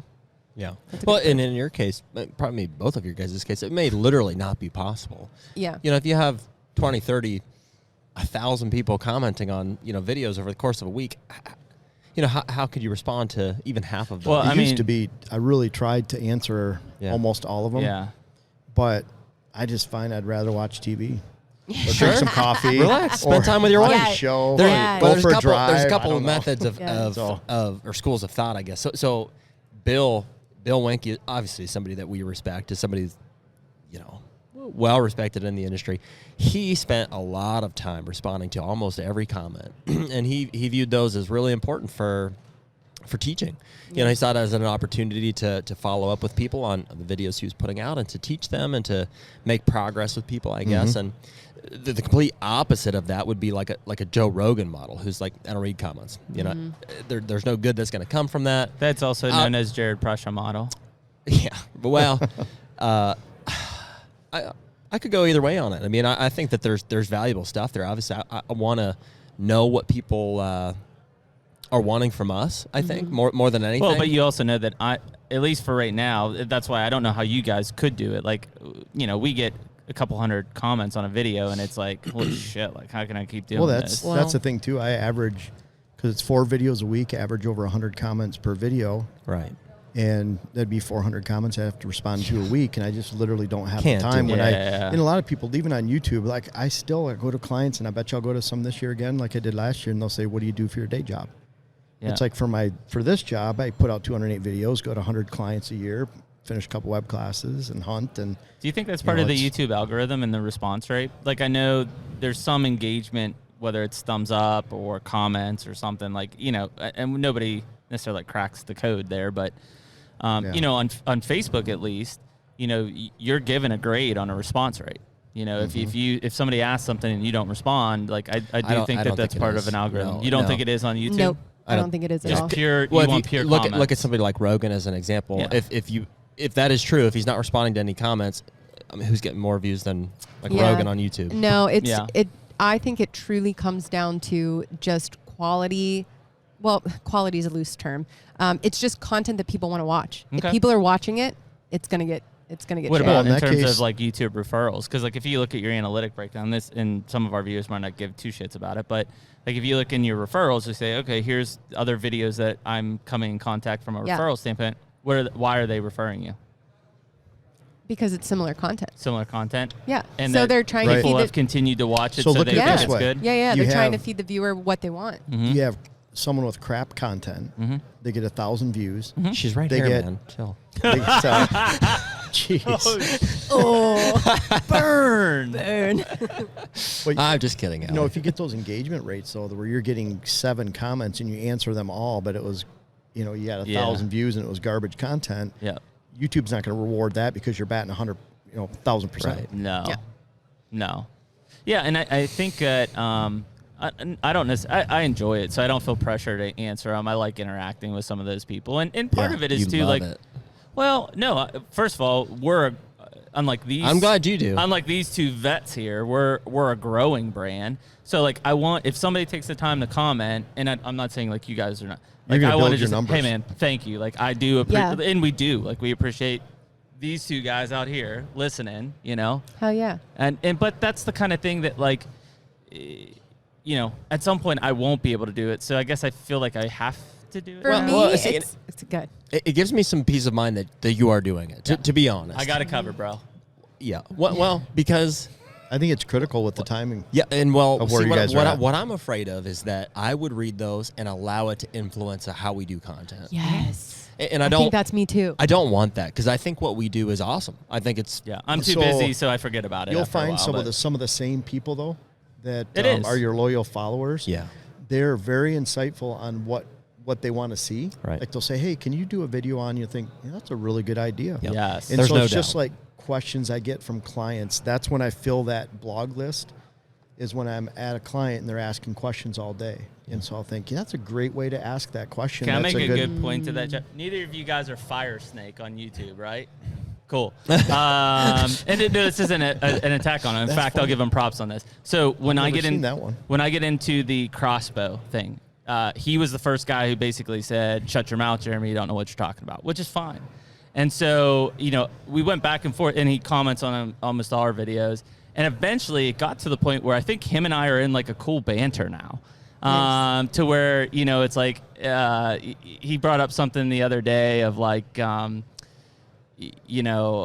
about like the new 505 feet per second yeah. crossbow, and I don't know, I had a really good comment, I wish I could remember it, but it's him and I like in a joking format where if you would have read it from the start, this guy's unsubscribing, he will not listen to us again. And so I guess from a comment interaction standpoint, like, I don't know, I kind of feel like he and I came to terms where, like, I don't agree with you, you don't agree with me, and that's cool, let's have fun. Yeah.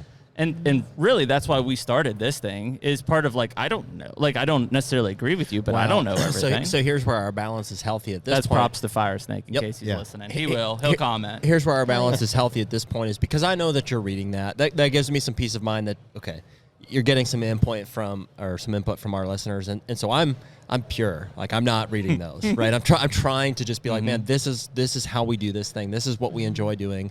Let's do more of this. And so, like, when you come to me and you're like, dude, here's what I'm seeing. We should do more of this. I think I think after those conversations, you and I land on a pretty healthy direction for how we want to run this thing. For me, email is the best way to reach me. If someone really wants to connect with me, it's not going to be through a comment. It's not going to be through a DM. It's going to be through an email. Okay. I get. So you still open that up? Like, 100%. If you email me, you will get an answer. That's bold. If you comment, you won't. If How you many DM, nasty you grams won't. have you got? Zero Really? nasty emails. Wow. The emails that I get are from people who, whether it's they watch my YouTube channel, they follow my Instagram, I've been brought to tears by many of these emails. You think because it takes more effort than just a simple YouTube comment, ghost comment? Yeah, gone? totally. It's someone who really wants to connect with you, and I really want to connect with them. It's because people are actually watching the videos to the point where you say, email me at XYZ. I never give my email. It's in I never say my email. It's in my description box. See, I do it's that. in my bio. I do that. They have to pay attention. So then. they really wanted to connect with me, and so that means a lot, and I want to connect with those people. That's cool. Yeah. So we get 10,000 emails on the site, through, and I don't know how many thousands people are asking for. They'll give me 5 paragraphs how to design the property. Well, I can't even engage any of those. Yeah. So I have someone, Jessie, this year. She just sends them back. Thank you for your interest. We'll answer. We'll do our best to answer short questions. And you probably 1 to it 2 into sentences a comment or something. on social media channel of YouTube first, Instagram second. And so when I do that, I'm expecting when I answer that short 1 or 2 sentence instead of 5 paragraphs, then I pick those out for, wow, that's a good question. I want to see how many people I can help at one time. Mm-hmm. So then I'm answering that, and that's why I try to steer towards that to where I have time to look at the emails unless they're a client, past client, future clients. I can't even, unfortunately, but if it's going to help a lot of people, then. Well, and I think that's a good point. And obviously looking at, if you don't mind me asking, how many YouTube subscribers do you have? We just recently passed 100. Yeah, congratulations. No. Yeah. So we're somewhere over 100 now. You. Nice job, brother. Yeah. Yeah. And you're awesome. at Jeff? 199.5. Whoa. Can we get Jeff to 200? No, Andy's there. Well, and I say that because 199 and a half. Yeah. I say that because there's 3 different levels. Jared and I are still sub 10 grand on this thing. And so if I read a comment and I'm watching just because it's me personally, but I watch those stats very carefully to see those watch through. And I mean, some of these podcasts even this one is going to go 2+ hours, right? Mm-hmm. When I see people are watching, hour 50+ minutes of this, and then they make a comment of something that I know was later in a I feel like I have to, but hey man, even if I don't have a smart remark back, it's dude, just appreciate the listen. Yeah. And I don't know what that means to them. Hell, they may not even care, but at least to me, I feel like it's an acknowledgement that we're trying to do something right. And I say that because, Jared and I have done 50+ of these already. 52 in the first year, 1 a week was the goal. About, I'd say probably Colty, October 1st maybe. All of a sudden we see this real strong upward trajectory coming. And we didn't do anything different. Jeff's been on several times. Winky's been on several times. So I don't know. I don't know why. But we've now kind of turned the corner here where we're up and up. And that's cool for us. And Are you starting to go down yet after the hunting season?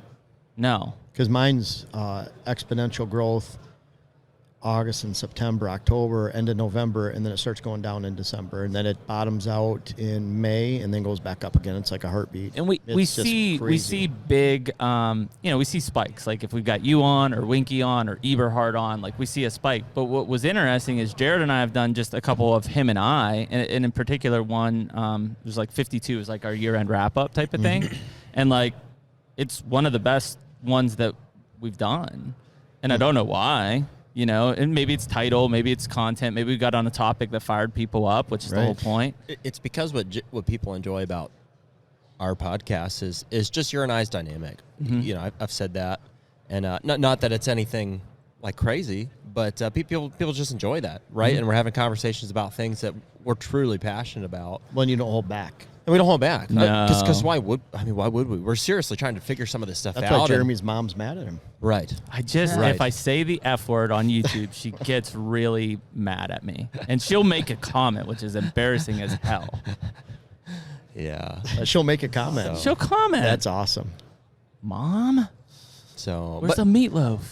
But that's the thing that we're grounded in. It's we know what we like, we know what we're passionate about, we know what we do well together, and this whole YouTube social media frontier, although we're coming from a media company, as far as growing our own brand in this direction is fairly new to us, and so we really look up to guys like you, with channels that are successful to say man, that's really cool. That's something that we want to tap into. And and I think that in a summary point is that what's encouraging even to guys like Jared and I are, and this isn't, Jeff, we've talked about this, so he won't be offended, and I don't want you to be offended. You can't say anything that would offend me. But your content is not overly produced. You don't make a TV show, neither did you. And frankly, I film on my cell phone a lot I don't of know. times. Yeah, the networks wouldn't take your shows. Yeah. Right. But what's so cool is I don't know two other people that at least, from a growth fast, I remember when you were a sub 10, I remember you in 2016 talking to me, I don't know, you may have been at 30 or Not less. even that. Yeah, it would have been. It was what are, It would have been a lot less than what that. What do you think I should do, Jeremy? Here's my thought process. And now here you are bumping 200. Here you are cracking 100. That ain't by chance. Well, it's because of what you're doing. And that's you look at Chris B is another one I have a lot of respect for. Absolutely. And that's why hunt-wise they're pretty smart people, and that's why they went after Allie, Chris, and I. They looked at the three of us as that type of mold that we're talking about, and Chris is at I'd say 65. Yep. Somewhere around there. Yeah. So he's right. All three we've kind of grown. Mm-hmm. Yeah. And hunt-wise has benefited from that, I'm sure. Yeah, greatly. Yeah, they have. They're great they people, know, too. They know how to figure out the numbers, too, exactly. We did the same thing with Deer Grow. I was super impressed, dude. We sat next to Matt last night at dinner, and I was this dude knows his shit. Oh, yeah. He can nerd out. Yeah. Yeah. Well, and that's what's so cool is that... And he's not even one of the nerds there. Yeah. If you look at it that way. That's it's true. Oh, my. One of the nerds. He's one of the nerds that can communicate Yeah. Yeah. Well, and that's what's so cool about it is that... to humanoids. Yeah. There's this pathway that's being created, and it's setting a tone, and I think it's infusing this industry and this community with the right information.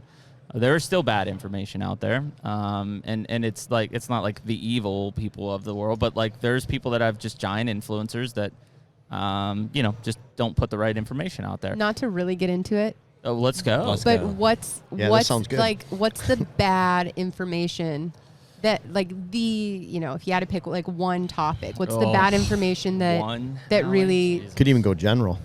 Yeah, it can be Just general meaning. What do you mean bad information? Well, just misinformation. Yeah, you're saying there's bad information out there. Do you think There's that in there's bad general. information about what? There's bad information about everything. Everything. But I think the bad information comes from a very, very limited experience level. Or that's what I said about open source, right? So I'll go specific just because I live in that world. Food plots. Mm-hmm. Terrible information about food Oh, plots. well, dude, it's terrible information. I don't know if it's misinformation, but it's easy to watch and I know we're getting away But there's from old this. school versus new school, too. Yeah. Ooh. So the old school, I remember James Kroll talking about on I'll call Dr. Deer out all day long. North dude. American Whitetail? Yep. Yep. I don't even know if it was that. It might have been before that. This is going back 15 years and maybe the Outdoor Channel.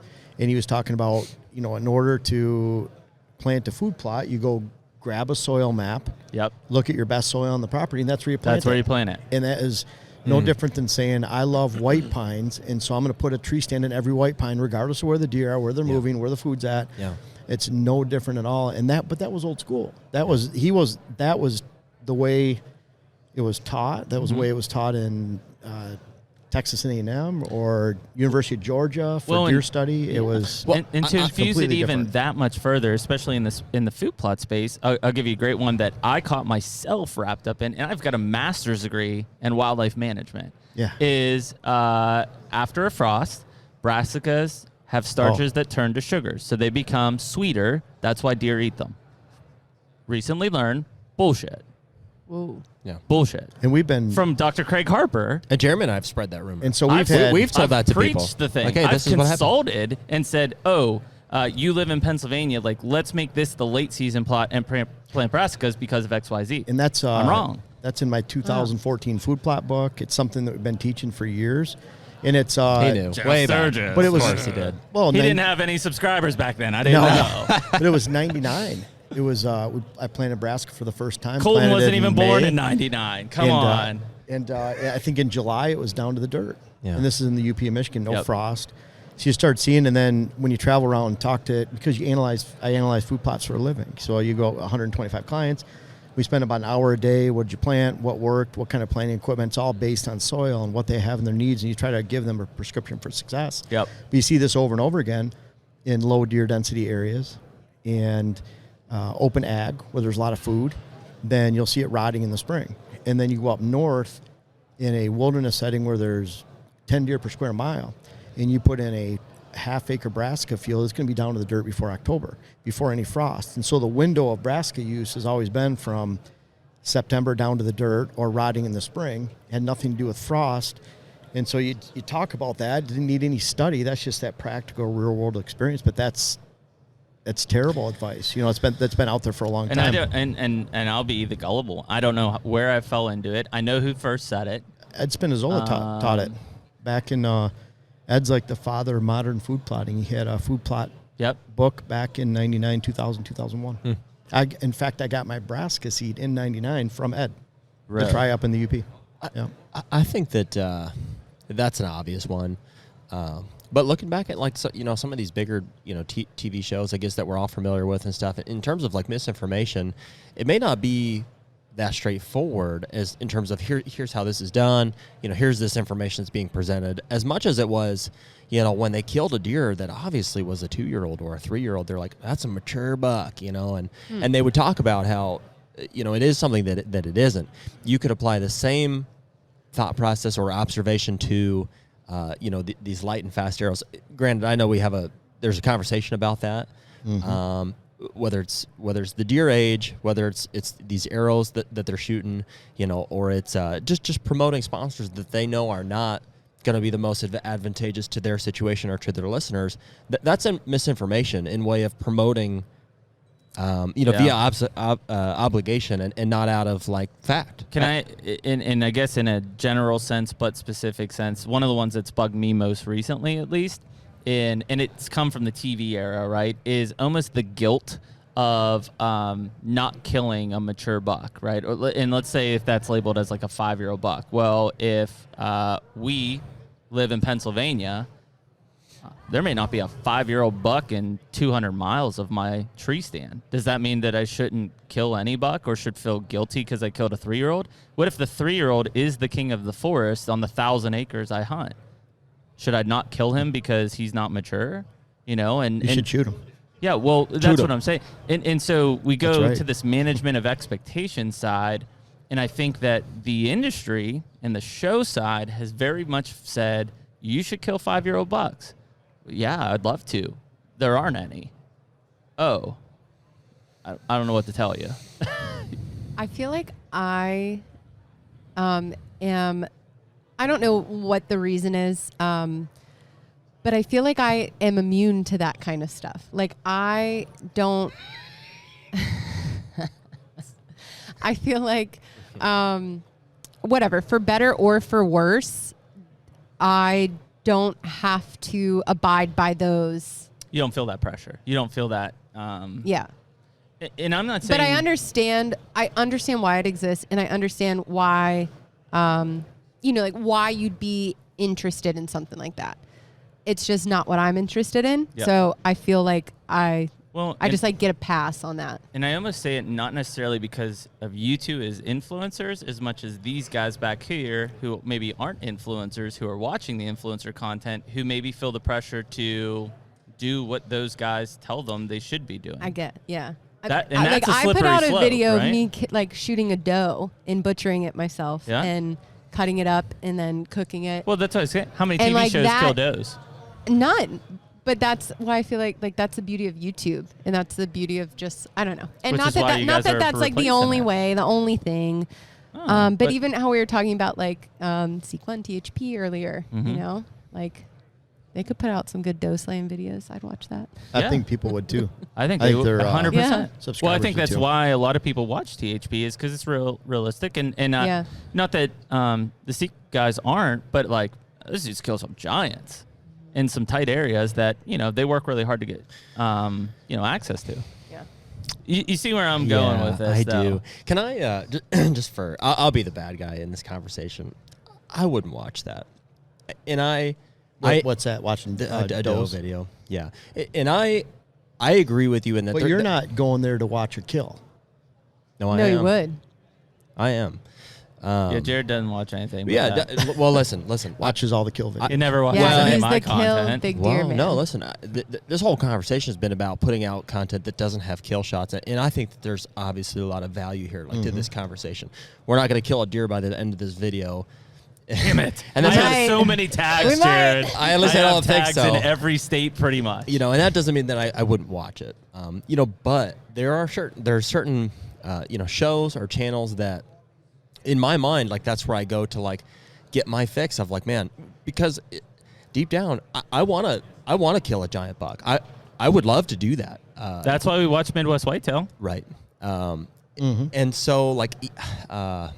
I see what you're saying. I'm almost ashamed to admit it, but like, dude, even when the hunting public posts a video or Seek One posts a video, I may fast forward through the first 3/4 of it to see what buck they're gonna kill. And I just because that's the most exciting part of it to me. And yes, I do want to like. There's more to those channels than that. Obviously, just like there's a lot more to your channel than. If you happen to film yourself killing a buck and stuff, I know that's not. Well, and see, that would be different too. With if I was putting a video, which I do. So like last year, we shot a couple does. I put that out there, but it's more on why were we shooting that number, based not on any at all. Or we talk about. I have a video. I think it might have already been out, but it was about shooting does, when you should shoot does, when you shouldn't. Yeah. And but it's more on the strategy. So within that, there might be B-roll of shooting a doe. Completely different than basing an actual episode on just going out and shooting a doe. Right. Like we kill. Well, and that's the major difference. And so if somebody, completely different. yeah, if somebody's in the groove of posting, successful hunts, let's say, or I just have even if it's a misperception of like, oh, this channel is where I can go to watch that, and then I see, a video of just does getting shot with there's no strategy necessarily. That's not the intention of the video. There's no background to that. Yeah, it's just it's not gonna draw me as hard as sure. it would be. I can understand that fully. It makes sense. Obviously, Well, right? but I think that's the beauty of this, and I know a lot of it we're talking about is YouTube, but it's this audience pool, right? And what's cool about it is, if Jared and I give a hard critique against, let's say, Aaron and THP, there's a pretty good flood of comments that are defending, like, I'll watch anything those guys put out. In the same breath, the guys who watch Jeff Sturgis are probably not a lot of those guys because they have private land and they're thinking about management, who also may be different than the guys that are watching Outdoors Alley. That's why I have so many views during November, because I have my number one segment is advanced whitetail hunting strategy, how to kill big bucks. Yep. And so Everybody cares about that's that. like 350 videos out of 850 on the channel. And so that's why everything peaks at that time. And that's why it bottoms out in May, because really what are most people doing in May, April? They're not really getting into full food plot mode for the typical most of the time. They're might be putting some switchgrass in. They're not cutting bedding areas. They're not scouting. It's sometimes too early for trail cameras because you're not getting bucks on film. And so that's why after May it starts to go up, and then it's exponential in through on November. So so on my channel it's based on, food plots are pretty decent. Trail cameras leading into that. Right now, off-season scouting, building bedding areas, working on the habit, chainsaw. Are you still high at this point? No, it starting drops. to come down. It drops. I'll show you a chart on here, but it goes after the end of November, early December. It starts to drop sharply. And Where then are you at, subscribers, Allie? numbers, and that's the same pattern. You can look on my Google for my articles going Same back thing. to 2008 or 9, whatever. I'm in a really weird situation this year. So in every year prior to this, the fall is absolutely peak season of YouTube. That's when all of the hunting content comes out. That's when the channel is the most like at its best. But you've been in the kitchen. I've been in the kitchen a lot, and I make butchering a priority in what I do. But regardless, that's not the point. That's life. This year, Wow. peaks This and goes- valleys I see. Well, yeah, and that's all right Is that around November's. Wow. end of November. I mean, That's you can click on wild. some of those, but they're.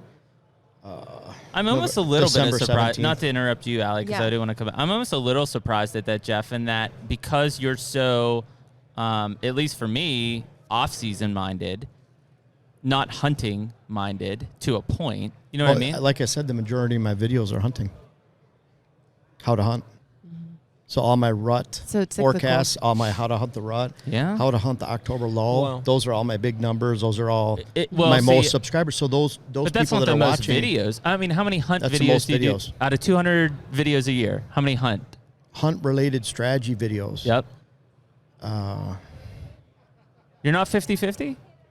Probably 80 to 100 hunt videos, Wow. or how to set up for hunting. So tree stand almost location. 50-50. Yeah, Wow. definitely. I need to watch more Sturgis. Well, I would say that Yeah, you can look at the segments. I mean, just in the playlist. but those views are probably tied just more to interest than it It's would a be number to of Yeah. people. posting Yeah, time, who are- right? So, It's a number well, of people Okay, so that it hits. Yeah. this year we've been so busy through this fall. Here we are. It's whatever, January 8th. I haven't put out a single whitetail hunting video yet this year. Okay. I'm about to start dropping Where them you been, this girl? next week. I've been hunting. I haven't had time to edit them. Yeah. It took me a while to kill a deer this year. And I know, then I'm still trying. and then and then with Nick hunting and our friends hunting. Oh, don't blame Nick for this. No, it's not. Look at that. He doesn't not even have that. a mic in front of Look him. at him. Can't even Come on. defend himself over there. We've been building the content, haven't really been editing and putting it out. So it will be very interesting to see what When are you going to drop it? Starting this week, and then You are. it'll be. So you're not going to hold it and say, Oh eh. no. Okay. No. It'll be through the next 2 months. You've been dropping mostly kitchen cooking and stuff like that. Well, it's been a mix. There has been, I have had hunting videos. Like I had a series of elk hunting videos. Mm-hmm. I killed an axis deer in Texas. I released some of that content. Went pheasant hunting in Montana. I have pheasant hunting videos in Pennsylvania, deer hunting videos. I have your released like a cooking small game. videos surprised you in their success? I don't typically put out a cooking only video on YouTube. On YouTube, I love the format hunt, butcher, cook.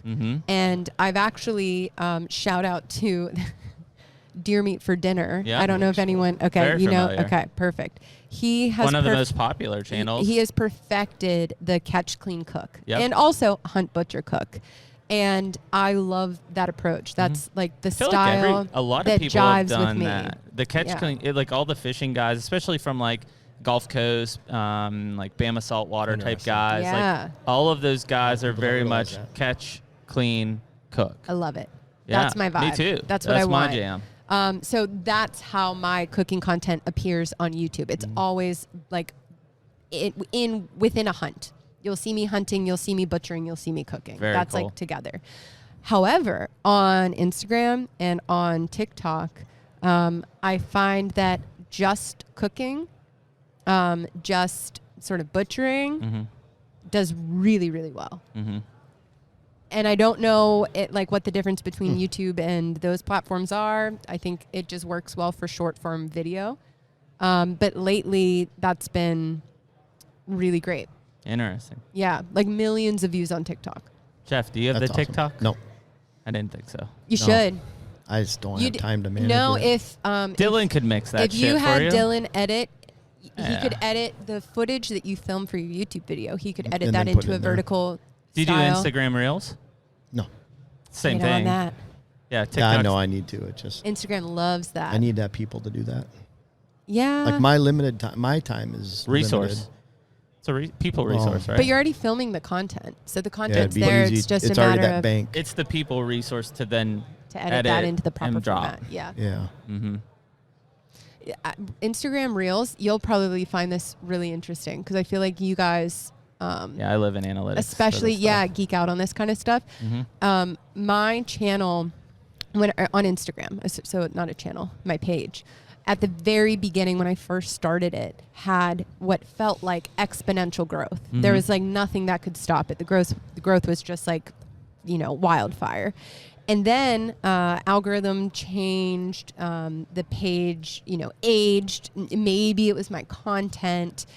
Whatever happened, and I really kind of stopped seeing growth. And I saw this happen with a lot of other pages on Instagram where the growth is kind of stagnant. For, at this point, it was probably a couple years where the growth was just really, really slow. Guys might have had a hard time accepting that Nick was in your life is probably what it was. Maybe. I never actually officially announced that we got married, so. Oh, congratulations! Well, I had When to was that? awkwardly ask him. I was like, "So are you guys like together?" Is this like a serious thing? I mean, He's like, "Yeah, check out the tattoos." When did you get married? So we got married in 2020. Pandemic wedding. It was Very nice. the perfect excuse to go to Key West by ourselves, Hey, get married in a courthouse, That's great. Very nice. Get Very tattoos. nice. I was in Key West in 2020. Yeah. Were you? Yeah, we went on vacation. You weren't working? No. I love Key West. Was that the cruise? No, we just went down to the house. We rented a house in Key West. Nice. Apparently, I don't keep tabs on my workers very well. Mhm. We love it there. That's like Yeah, our it's a cool favorite spot. But seriously, not to I say this not to offend you, but like, do you think like people could be like, oh, Nick's in the picture now, like Allie's not a single girl? Was it about that same time? no. Actually, wasn't. no. I don't think that had anything to do They with knew it. Nick existed. I'm sure. Yeah. But frankly, I keep my content, like my personal life is my personal life. I share a lot of things about like me in the outdoors and my experience, and I share all of that. But I don't share like. But you have, my Nick's been personal like, life. I've seen Nick in this journey, especially more recently, and Yeah. things like your trips and living in Yeah. a van down by the river Yeah. and stuff like that. I mean, I'm sure. I don't know. I'm in That's- that same light. Yeah. There's a lot. Yeah, there's a lot in my personal life that people don't know. yeah. Yeah. Which good. Yeah, I like to keep it that way. Yeah, I don't Yeah. think you want that out there. No. At all. That's not a good Jeff's place to like, be. it's dark shit, man. Yeah, it's not well, it is. Like I've had the same battle, and like my wife doesn't care what we do, but like even with my kids hunting, and I asked Bill this question because I was like, Bill was one of those guys I watched, Drew and Jordan, as they grew up hunting with Bill, and eventually they didn't hunt anymore. They didn't like it, and they were kind of early in the Midwest Whitetail game, a figurehead of that. And so like I remember having that conversation with Bill privately, and I was like, man, like I'm not going to necessarily feature my kids, but like I'd love to film them and document it, because for me as a dad, like it's special moments. Yeah. But But I also really don't want them to ever feel like they're hunting for like a purpose that is more than this is our thing together. And so that private lifestyle type of thing, as much as I want people to know it exists, I also have seen it going wrong. And I'm not, obviously Bill has a great relationship with Drew and Jordan, but like those guys don't hunt anymore. They don't like to. And it seemed like, at least from the outside looking in, when they were younger, they enjoyed it. Well, I think what you're doing is, both of you guys are doing it. I think that's super important, because there is an element to filming things that steals the freedom from them. I've noticed, like when we have a camera, when we go out and do anything, even if it's just like making a mock scrape, if it's something that I'm doing with intention to go out and do something that I'm passionate about, when we have a camera with us, I feel like there's an element of like it's taken from me. There is. Kind of. There is. I understand. Because I get so much, and this is also where I come from on the comment side of things, is like I feel like if I engage with those things, or if we film them, or if it becomes like a part of this brand, it's taken from me, because I enjoy the secrecy. I enjoy just doing things that nobody knows about. I don't want people to know where I'm at. It's kind of like it's mine. I have, between Wisconsin and Minnesota, let's say I have 45 mock scrapes out. Yeah. Dylan's filmed me, and this was, we needed to make a mock scrape that day, so he goes out and films B-roll. He might have filmed me making 5 or 6. The rest, I'm out there on my own, hanging it, just enjoying being out the woods by myself, having that peace, or a friend helping, or a family member. We're just going out there and doing it like we would have done something in the woods 30 years ago without even an intention of being part of a business or creating B-roll or anything like that. It was just for the sheer enjoyment of being out in the woods. And that goes back to me. Like, I've always protected that. The woods is like my sanctuary. That's the one thing that's never let me down. Yep. Being out in the woods. And I can admit, I went through a divorce in 2008, and people would say, how can you go out and just sit in a stand and you have all this stuff going on? I'm like, that's the peace. That's the sanctuary. So you have to have that balance. And so that's, keeping your private life out of it. It's totally understandable, because it's not just sometimes no one's business, but at the same time, it's your peace. Yeah. That's why you do this in the first place. I mean, you wouldn't do this if you didn't have a love for the outdoors. And Well, that's why in the beginning, as we were talking about the stress that comes with producing content like this, it's like, man, it's kind of counterintuitive because there's this thing that you love so much and that you're passionate about in the outdoors and in hunting. And then there's this business. It seems like you'd want to separate, the pressure from this thing that you love, like as much as possible. But by having a business in the outdoor industry, you're forced to have some kind of... You're always pushing the limit. Yeah, you're pushing the limit there. And you learn as the years go by. I've even just going to clients, it's been since 2005, so what are we now, 17 years? But you learn to separate. Yeah. Well, the longer you do it. And I think even a weird thing that, you guys should know by now, you two, as well as listeners, that Jared and I really don't give a shit what people think anyways. But to that point, there is some, I don't know, I won't say reluctancy necessarily as much as a lot of people on this podcast know next week I'm probably closing on a farm in Ohio that I'm purchasing. And I'm super excited about that. Yeah. To that Congratulations, point, by the way. Thank you. Oh, yeah. To that point, though, part of me in a weird way also thinks people are that rich son of a bitch, out there buying land, and it's a weird thing because I own a small piece in Pennsylvania. I do own a really nice cabin in the woods in Kentucky with some land.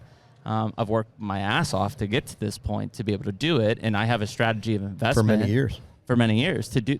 But you see what I'm saying from from a public perception. Yeah. I've even felt a little uncomfortable having those conversations, because, and I think it's dangerous to say, but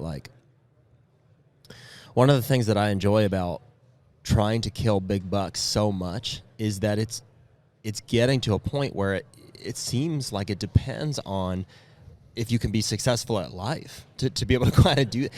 And I know that they're not directly, it's not like one comes with the other, but because I've gone out and made enough money to purchase a piece of ground or get a lease that has big deer on it, because I have the flexibility in my work schedule that I can go out and try to pursue these animals, all of these things ultimately culminate to my ability to kill those deer or not.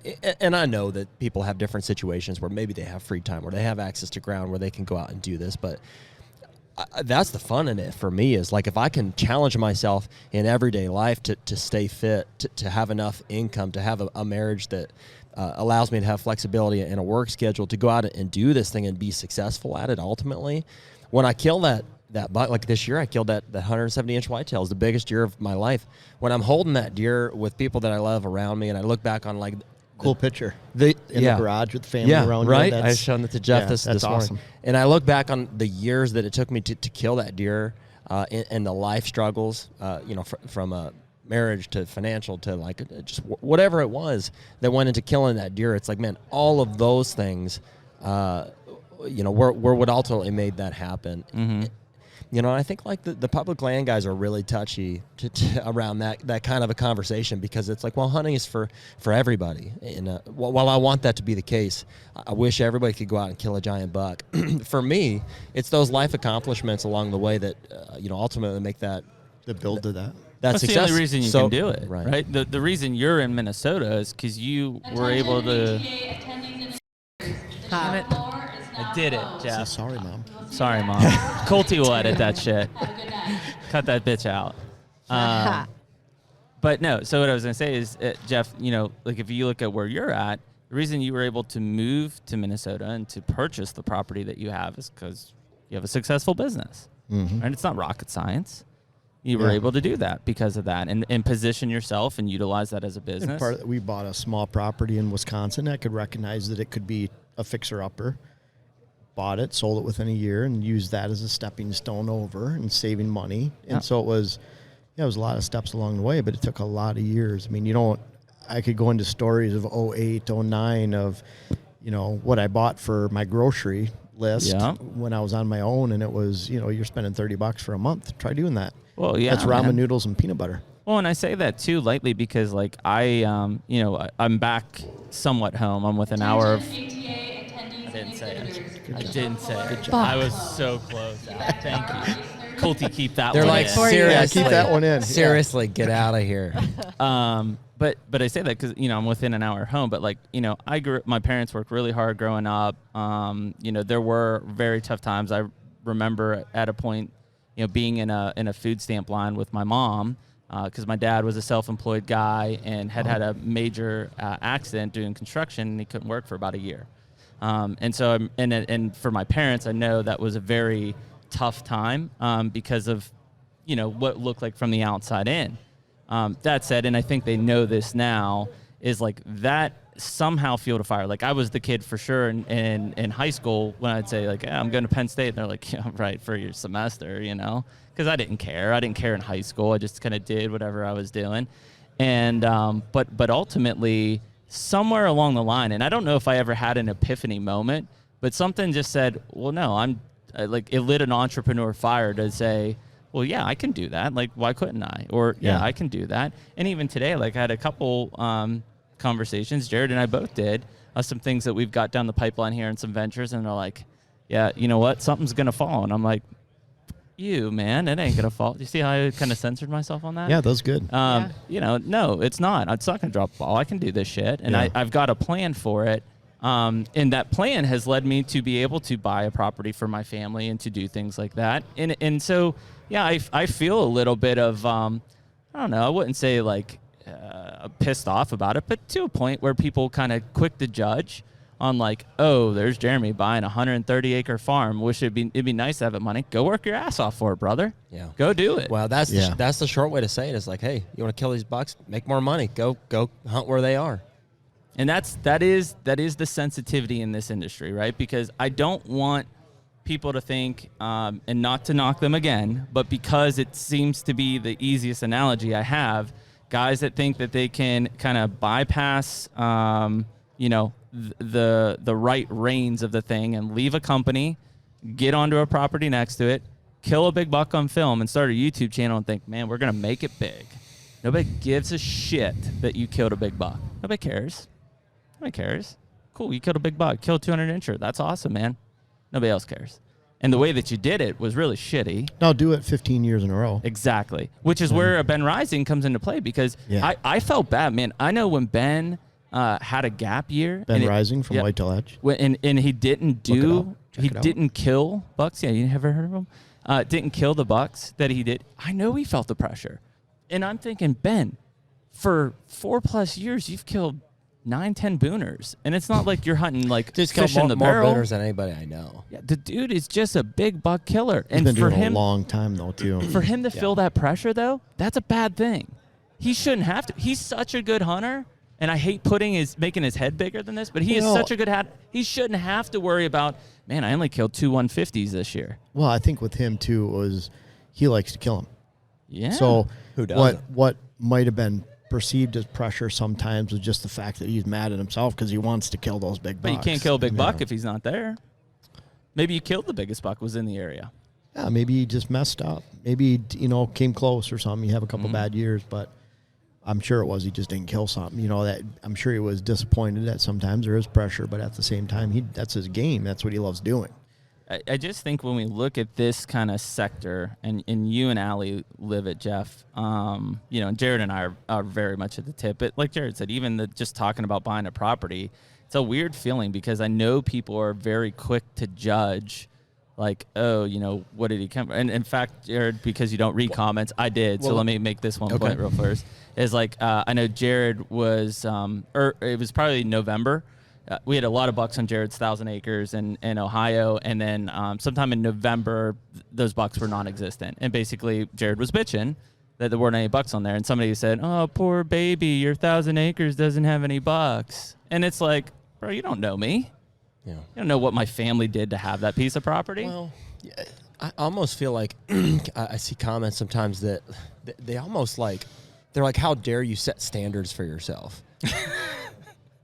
And it's like, because I'm out here, like, trying to do everything that I can to achieve a goal, which right now is to kill mature bucks and as many of them as possible, and obviously there's a bunch of different ways to do that. And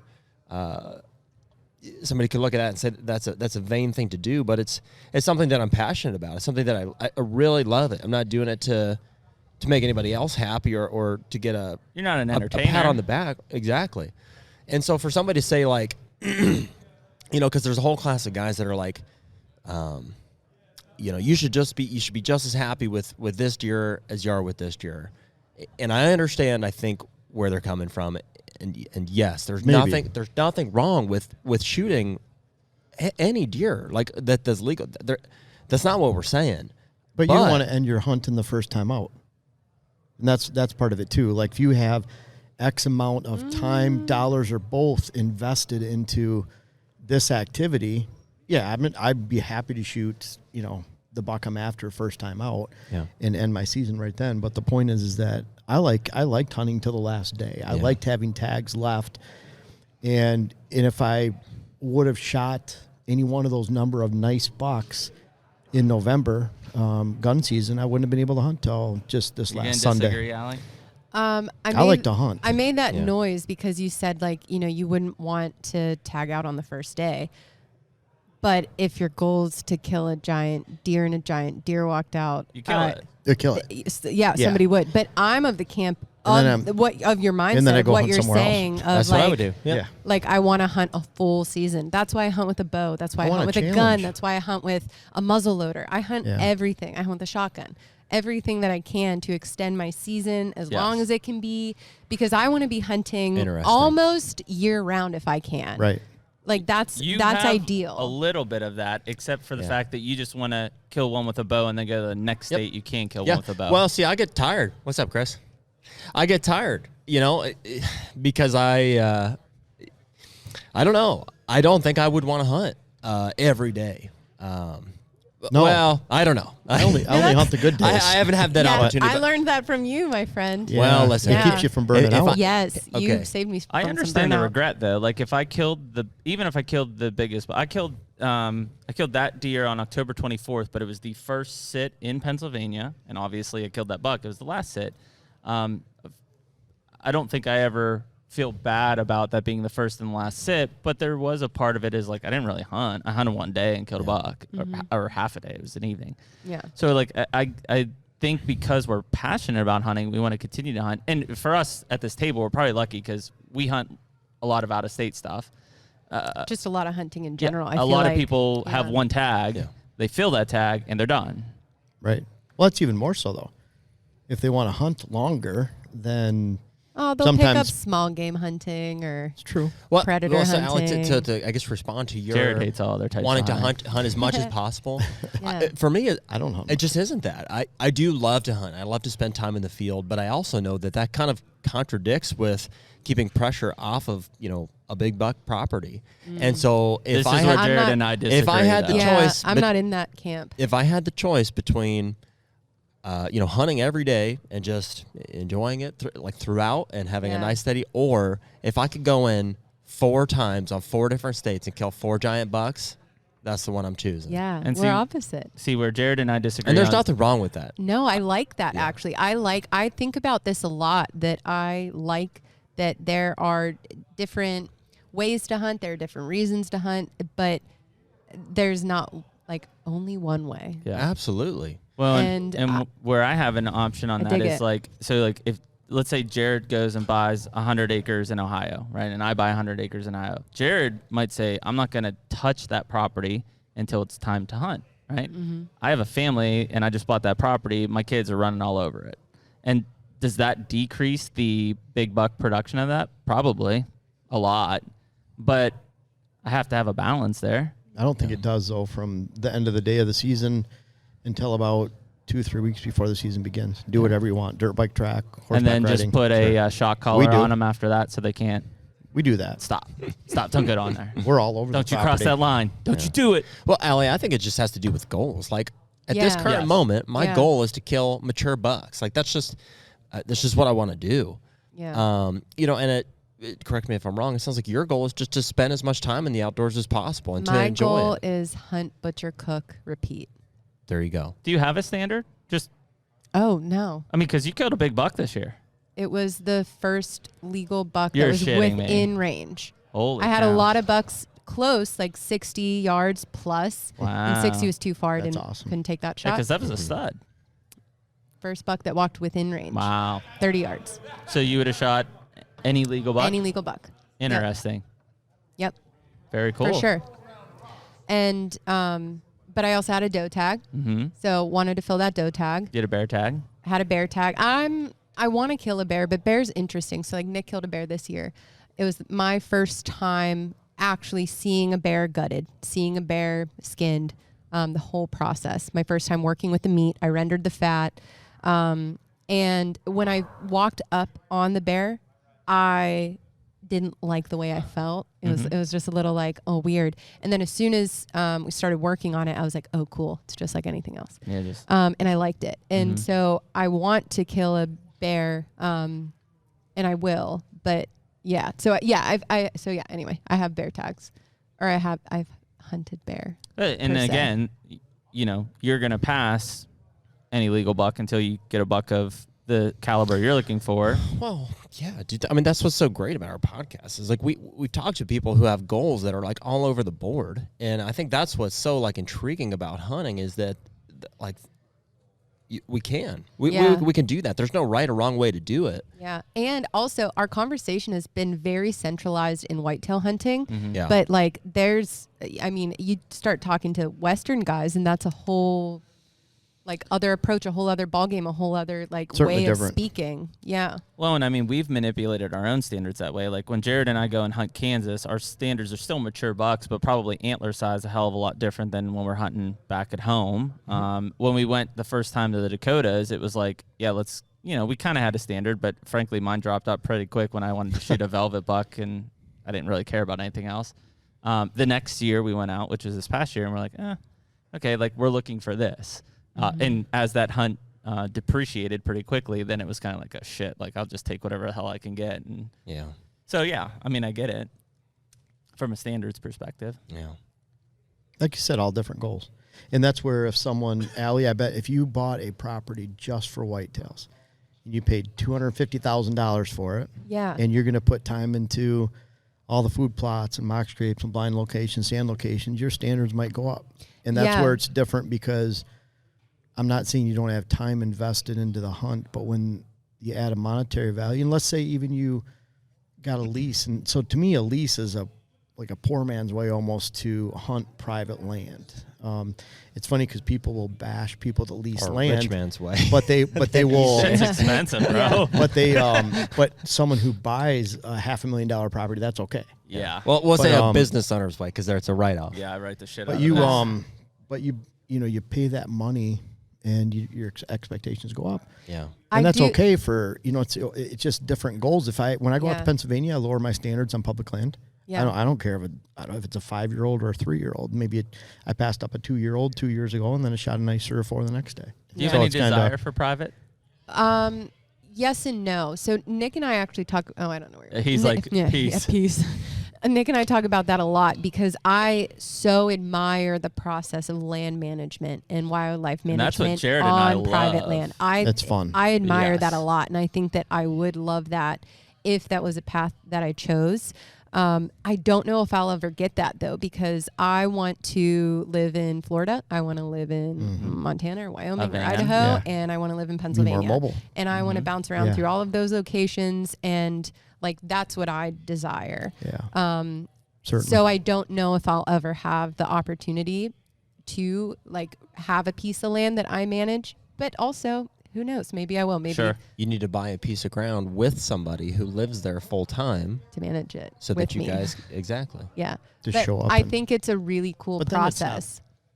I mean, honestly, we enjoy the process. I love hunting, don't get me wrong, but like even with tags in my pocket and it's season's open right now, like all I'm thinking about is off season 22. Yep, we'll wrap her up. I just got to 22.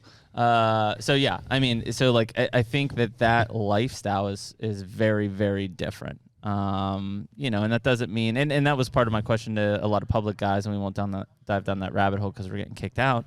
But like, I don't know if you have that ability on public land. Like you can't. Oh no, yeah, that thought Do doesn't stuff. cross my mind of like having the opportunity to manage anything on public land. Yep. So, all right, we're getting kicked out. Hey, listen, it's kind of my style to shut this thing down, you know. But listen, Jeff and Allie, greatly appreciate you guys coming on the HUNTR Podcast. Thank you Colty will both. know. Yeah, thank you guys. 56-ish. Yeah, 56. We have this right. And yeah, it's just cool conversations. That's why Jared and I started this, is really to have these kind of discussions that, you know, I don't think people are talking about enough, and we need to. So appreciate you guys having on, and we'll see everybody next time on the HUNTR Podcast. Yeah, thank you guys. Cheers. Later. Take me